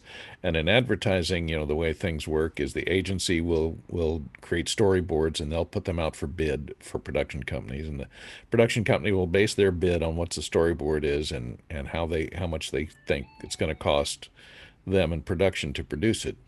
And a lot of times they classify any additional things that come up on the set, like new ideas, as overages. And they let the agency know that they're going to deviate from their bid if the agency goes ahead with this. Well, we want an alternate version to test and see if it does well in Pacoima or something. But you have to make it clear to the agency that would be considered an overage and will cause additional billing. That's how a lot of times it's handled in advertising.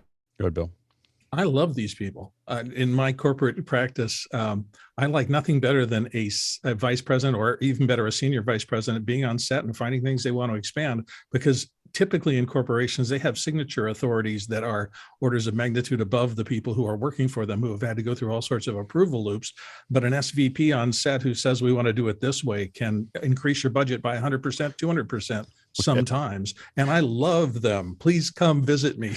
We had an event. We had an event. I will say for who, that we were in Moscone, and the SVP walked in and said that the stage was 9 feet too short for in rehearsals, 9 feet too short. And they said, well, they did some math and they said, they came back and said, it'll be $400,000 to extend the stage.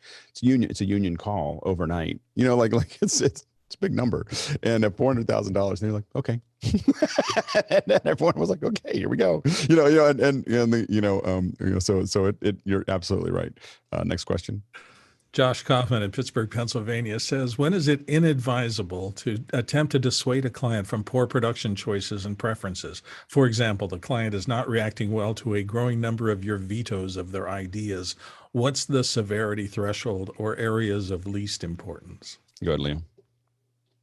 So I've said this once before, I think. I had to do the mic checks and everything for somebody who is now the president of his country.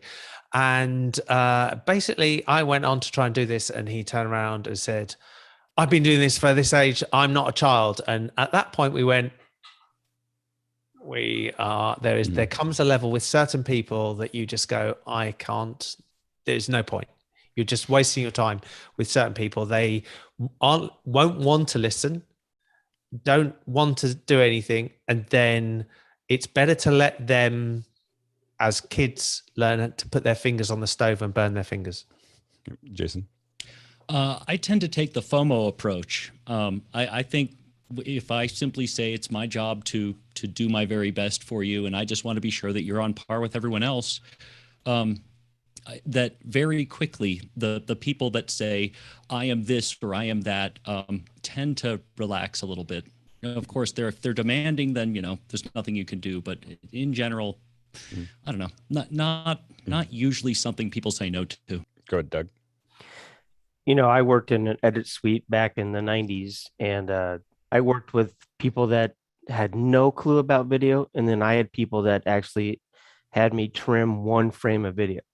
So everybody is different, and it's people management. You got to find who they are and what you're going to get out of them. And if they want to take control, I can be the button pusher all day long. Just tell me what buttons to push, and I'll push them. I mean, the thing I'd recommend is just making sure that you outline some of your concerns without being hyperbolic in an email.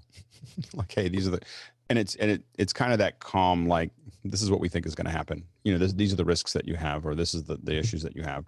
Just kind of planting that. If it works, it won't matter, because you don't say that this is absolutely going to happen. It's just that these are the risks that we have of things happening. And that it's what we term internally as a CYA email. You'll just hear, let's send them a CYA, move on, and then at some point you send that email out. But the one thing you do have to get to, and this is hard, is you have to stop thinking about whether it's a good idea or not. Like, you have to talk to them, figure it out, but then you just do it. Like once you've outlined what those things are, what gets problematic inside of a team is everyone saying how screwed up this is, or how messed up it is, or whatever. It makes it hard to do the job. So at some point you just have to kind of put your ears back and get it done. Go ahead, Leo. Yeah, sorry, I'll come back on this. One thing is the language that you use on certain things when you're trying to deal with this. And it's like, I found that if you sit there and say, I recommend, I suggest, sometimes it's easier to turn around and say, have you thought about this? Turn this around so it's their decision. Mm-hmm. If you've got somebody who is really difficult, you put the decision-making into their hand rather than saying, we say you should do. Because we say you should do is just confrontational. If you can turn around to something like, have you thought about this idea, or what do you think about doing this? What do you think about? The other thing, and then if they turn around and say no, it's like, okay, fine. The other thing is that clients oftentimes will take you to a place that you are uncomfortable with, and you will you'll actually find that requirement turned out to be a great idea. We did one with Virgin, and Richard Branson has this thing he likes to do with his in the round. they want to go in the round. I was like, that is a horrible idea. And I said that. I mean, I was just like, this is not going to work. You're going to see our cameras. It's going to be messy. We don't have anywhere to hide. There's a reason that the stage is on one side. I was completely against it. And when we did it, with the time frame that we had, it wasn't the cleanest show we've ever done. It worked, but it wasn't incredible. But I understood why he did it. And I was like, oh, this is a really good idea. And so if you look at like the Final Cut Pro user group, that was all based on that one show. I just started refining it, so every show I wanted to do in the round. And I just kept on. So when I put people in a room, I always want to put them in the round now. And then I learned that, you should do it this way, and you should do that, and you should put the cameras here. And we built, we built bleachers that would do this. And, we did it all the time. It was a much better solution. So you also don't want to, you have to really think through it. The client may not be wrong. They may have a good idea that you just haven't done before, so just always keep that in mind as well. Go ahead, Courtney. And this is a situation where a union contract can be used to your advantage as a cudgel to convince say, that's a great idea. That's a great idea. But I just want to warn you, we're going to push everybody into overtime at time and a half, and it's going to, increase your budget by 50%. So just bear that in mind for any additional stuff, And Next question. Blame them. Yeah. Next question. Douglas Carmichael's up next. He says, let's say you're working remotely as either a digital nomad or an expatriate. How do you maintain rapport with a client when you are apart? Go ahead, Stuart. I'm going to use myself as an example on this one because I recently sucked at this and I dropped the ball. So I've probably missed out on a client. Communication, regular, routine, the same time of day, taking the time to listen to the person and to communicate back to them what needs to be done. Basically having it as a routine over and over and over. So you're all clear on whatever you, and yes, and I screwed up one, so I've lost one. So yeah, as much of communication as you can, and even taking the time to talk about other things, like just to get to know the person, to have a level of communication that's closer. Go ahead, Rupert. So I have some thoughts on this and the next one also, but Stuart's right. You've got to communicate and make sure that you're try to be as available as you would otherwise be, if not even more so. Make sure you're communicating using means that suits your client. Don't suddenly switch to like WhatsApp or something. Use stuff that they trust and have backups for all of that. If you're working remotely and conferencing with them, have great bandwidth as good as you can, great audio, great video, obviously. Make sure you respect your client's time zone. Refer to things in their time, not the time where you are. It doesn't matter. Always respect when they're having lunch or what that time their meetings are. And be an exemplary of how remote work can work, how good it can be. Make it a case study, actually do it and show them. And wherever you are, like keep an eye on what your client's industry is doing. Have something to tell them, have some story to come back to them with in general conversation. Make sure you're connected to a trusted network of people, because if you sail around the world and leave your client dangling, there'll be somebody there to take good care of them. That's it. Yeah, I would say be responsive. I'm not always. That's one I'm always working on, is that I can get into a production and not look at email for a while. But be responsive. Don't talk about politics. Don't talk about religion unless your client is doing something religious. Don't clean show. So all the things that we do here, make it easier, and be very careful about being funny. Like just wow. I've seen many things go sideways with people again, and then also people talking over their pay grade. It's just, getting into a conversation when you have an executive, for me, if I have an executive, I speak when I'm spoken to, like I'm not, I don't feel like I have to jump out. If they ask me a question, I'll answer it in full, but be careful of you now have suddenly the opportunity to talk to the senior vice president or the CEO of the company, and you've got ideas for what they should do. It's not the time to do it. Next question. Douglas Carmichael is up next. When working remotely as either a long-term expatriate or digital nomad, this is close to the first one, but it's not the same. What tools could one use to build a community of supportive friends and productive associates? Go ahead, Alan. Yeah, I think this is a slightly loaded one, this as well. I think one of them would be for supportive associates and stuff would be office hours and after hours, and things like Discord. I mean, I use Discord. In fact, I use Slack as well, which is another similar system with some of my old touring buddies, because we have now all been off the road for a year and a half, and it's our way of keeping up with each other in a more of a professional way than just, you know, WhatsApp or general chat on other things. So we can have banter, as it were, but also work with each other as well on different things. Stay busy. You know, if you're not getting paid for something, do something, and find ways that you can do it for other people, you know, and, you know, if it, you know, that don't, it's really easy to have. And I had this when I closed my company, there was just a lot of dead time. You know, I would consult and get paid a lot of money to do it. And then I had time in between. I had all these ideas of things I would do, like lose weight, and I didn't get, you know, like suddenly the day would be gone. I was like, what happened? You know, and I had gone out and I had bought a couple things and I had done some research. And so, you know, you want to have time to recover and do things, but you also want to figure out what can you do. And one of the things that you want to look at is, where can you volunteer? You know, what nonprofit can you help? Who can you help within office hours? Who can you see people doing this all the time where, you know, people jumped on playing with Project Belfast or Mad in the Kitchen or, you know, and we've hired people from that. You know, like that, you know, they came in and volunteered and jumped in and did stuff, but you don't really know when you're building a production, you don't really know who someone is by what they say. You know them by what they do, you know, and do they show up and how do they interact and are they peculiar about their employment rules? And are they, you know, like all these things about, you don't learn those things until you've done a bunch of things with them.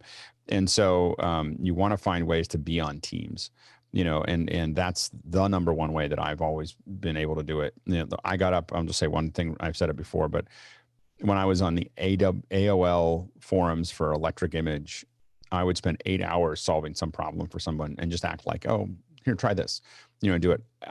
It's how I learned, but it's also built a reputation, you know, within the system because of some stuff I did, you know, not stuff that I said. You know, I didn't have a lot of opinions. I just put out, you know, executions. And I ended up working at Lucasfilm because of it. You know, so you just want to think about how do you contribute to a community, and that is the easiest way in for almost everything. Next question. Rupert McRae in Dallas, Texas says, what are some examples of differences in approaches when dealing with clients in different vertical markets, like maybe finance, entertainment, tech, and retail? Go ahead, Chris. I will tell you that working in finance, which I do a lot of, everything has lawyers' eyes all over everything. They scrutinize every phrase. Yep. Go ahead, Bill.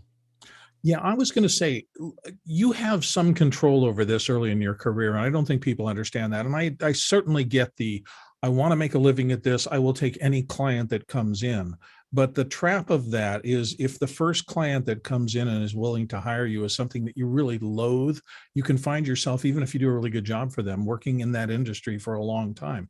I would suggest spending some time trying to find what you're most simpatico with. If you love sailing and you want to make sailing videos, see if you can figure out how to find the people who do those kinds of things, and at least go out every weekend and sail and bring your cameras out and rig for that, and try to figure out expertise in the area that you want to work in. Because as you build that expertise, you will find friends and you'll find colleagues. They will learn that you do video in that area. And I think that's one path to a happier career, not having to do the kind of videos you don't want to do. Well, and I think that, I mean, I've done all of those things and I find them all interesting because I'm more interested in the execution of it, you know, you know, regardless of the content. I guess for me, I find it very easy to divorce myself from the content. Like I don't really, you know, I'm worried about, like, is this pixel right? Or is the framing right? Or is the audio clear? And so for me, it's less about what the subject matters are. For the most part, I love it when I actually love the subject matter. That's even more interesting to me. I get myself into more trouble because I push harder, you know, on things that I care about.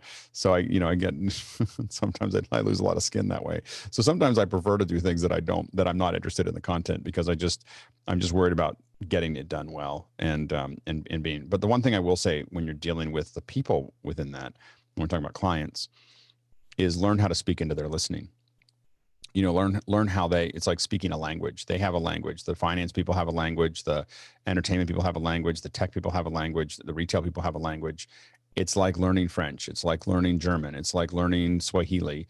And you want to be listening for it, and you want to understand it, because then you can, when you give metaphors of why this is like it, you give a finance person a finance metaphor, you give the entertainment person an entertainment metaphor, you give them, you know, you don't, you know, if you speak into your own listening, you know, it makes sense for some people that are around you, but if you can speak into the listening of the person who is you're talking to, and that, you know, requires you to listen to them, you know, like, so a lot. So, you know, a lot of what when I'm in a meeting with a client, I don't take any notes. I almost always have somebody in the meeting with me. Shannon, oftentimes. Shannon sits there and this is what they said, you know, like this. And I'm just sitting there because what I'm listening for what they really want, and what's stopping them, what they're excited about, the pain points, and also how they interact and what they think, you know, what they're interested in and how they talk. And then I'm calculating, you know, not calculating, but I'm just getting used to, this is, you know, how they like to interact. And then you just try to keep finding that. But it'll be different for all of them, but just think of it as learning another language.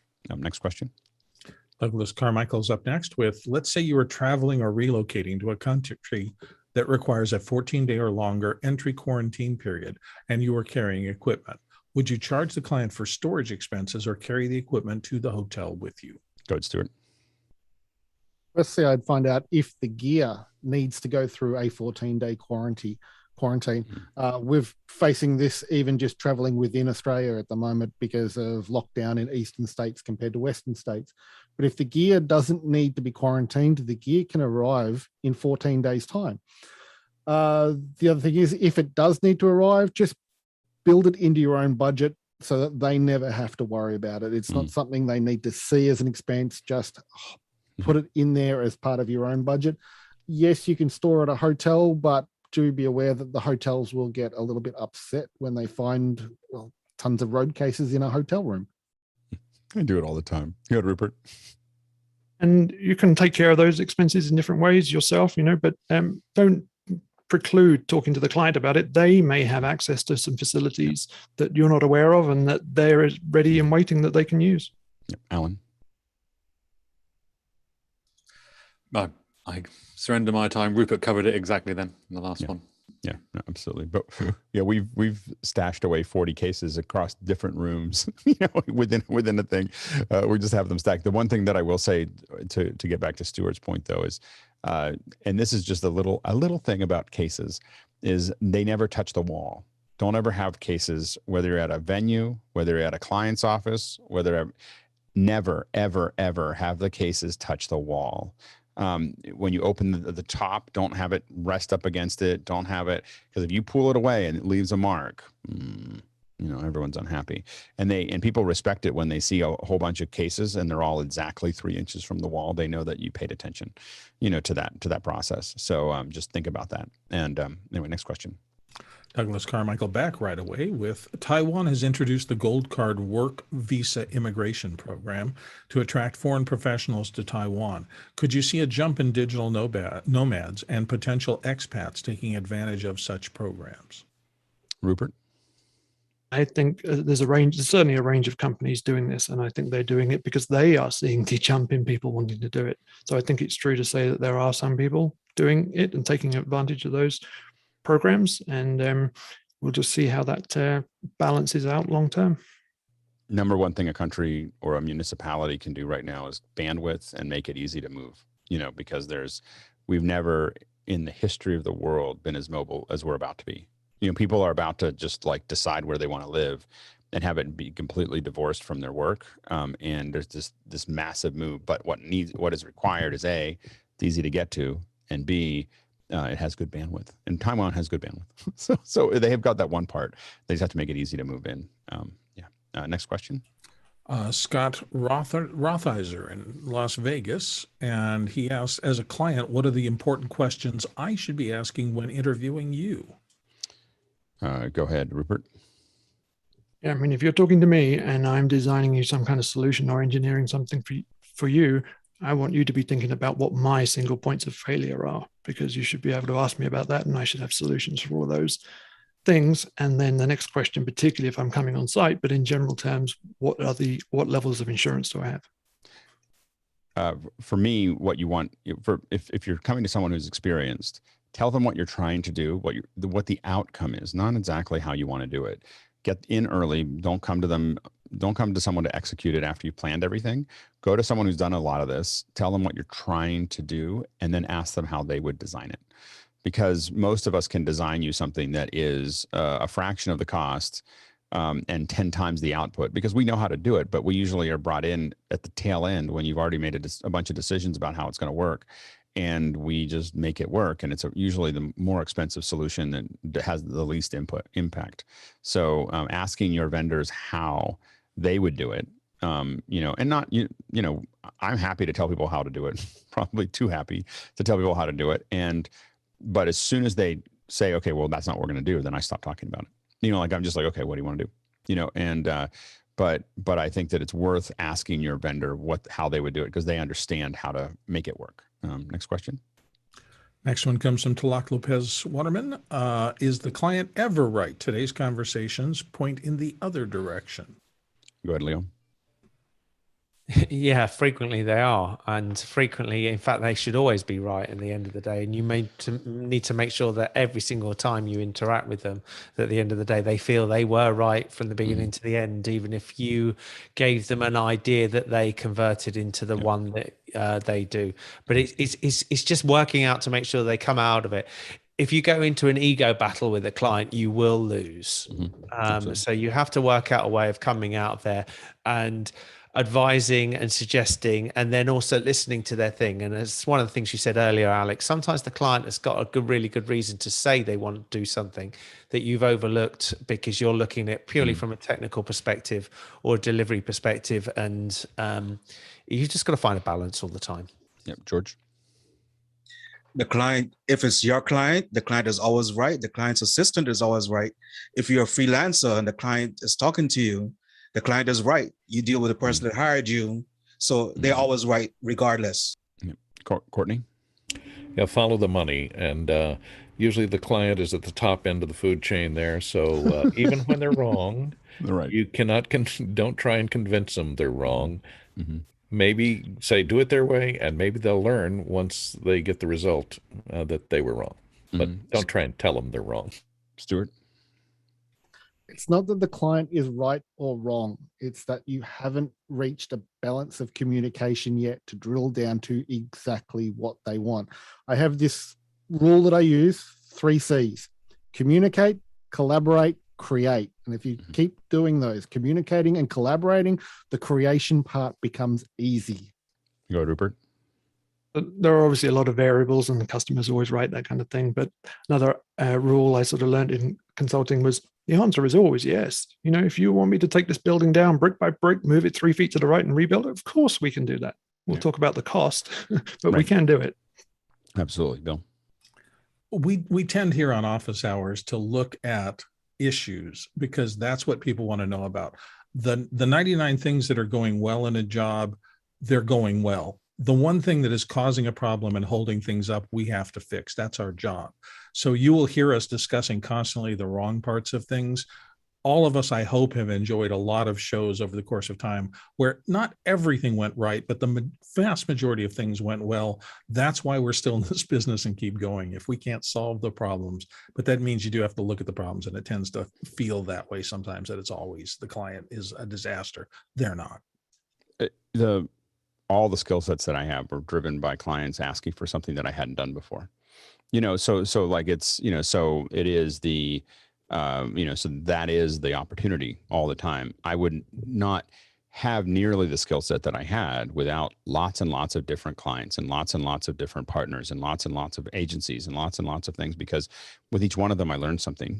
I learned one thing. Now I might throw away some things that I don't think are useful, but I learned lots of things as I move down the path. And so I think that the clients are always right. It's our job to figure out how to take that right thing and make it great, and I think that is, that's the tension of trying to figure that out inside of a budget. Next question. Douglas Carmichael has the last one this morning. If office hours is not conveniently accessible in one's time zone, would after hours and the Discord be useful as the community of supportive friends I mentioned? Yeah, absolutely. We're here all day now, all day, 24/7. Some people to hang out with. The main thing is also look for projects. I know that Douglas, I know that you jumped in and did some of the show calling for the Belfast project and or Project Belfast, and that's the kind of stuff of figuring out where you can fit in, and figure out where you can contribute to the forward progress of any project that we're taking on. And we're going to be doing, as we go into the fall, a lot more projects. So be involved. That's the key to the operation. All right. Thank you. A great set of questions from our producers. Very, very well done, both first hour and second hour. So great conversation. We depend heavily on all of you to keep it going, because then we'll run out of things to say. And so you drove the conversation extremely well. And thanks to the panelists for a great conversation and a lot of insightful comments. So very well done. Now we're going to, a reminder, tomorrow we'll talk about Tony Mobley show. I think it's going to be a really good conversation. And then the long day. I'm going out shopping today to get my food. I will be joining Damianti and learning how to make.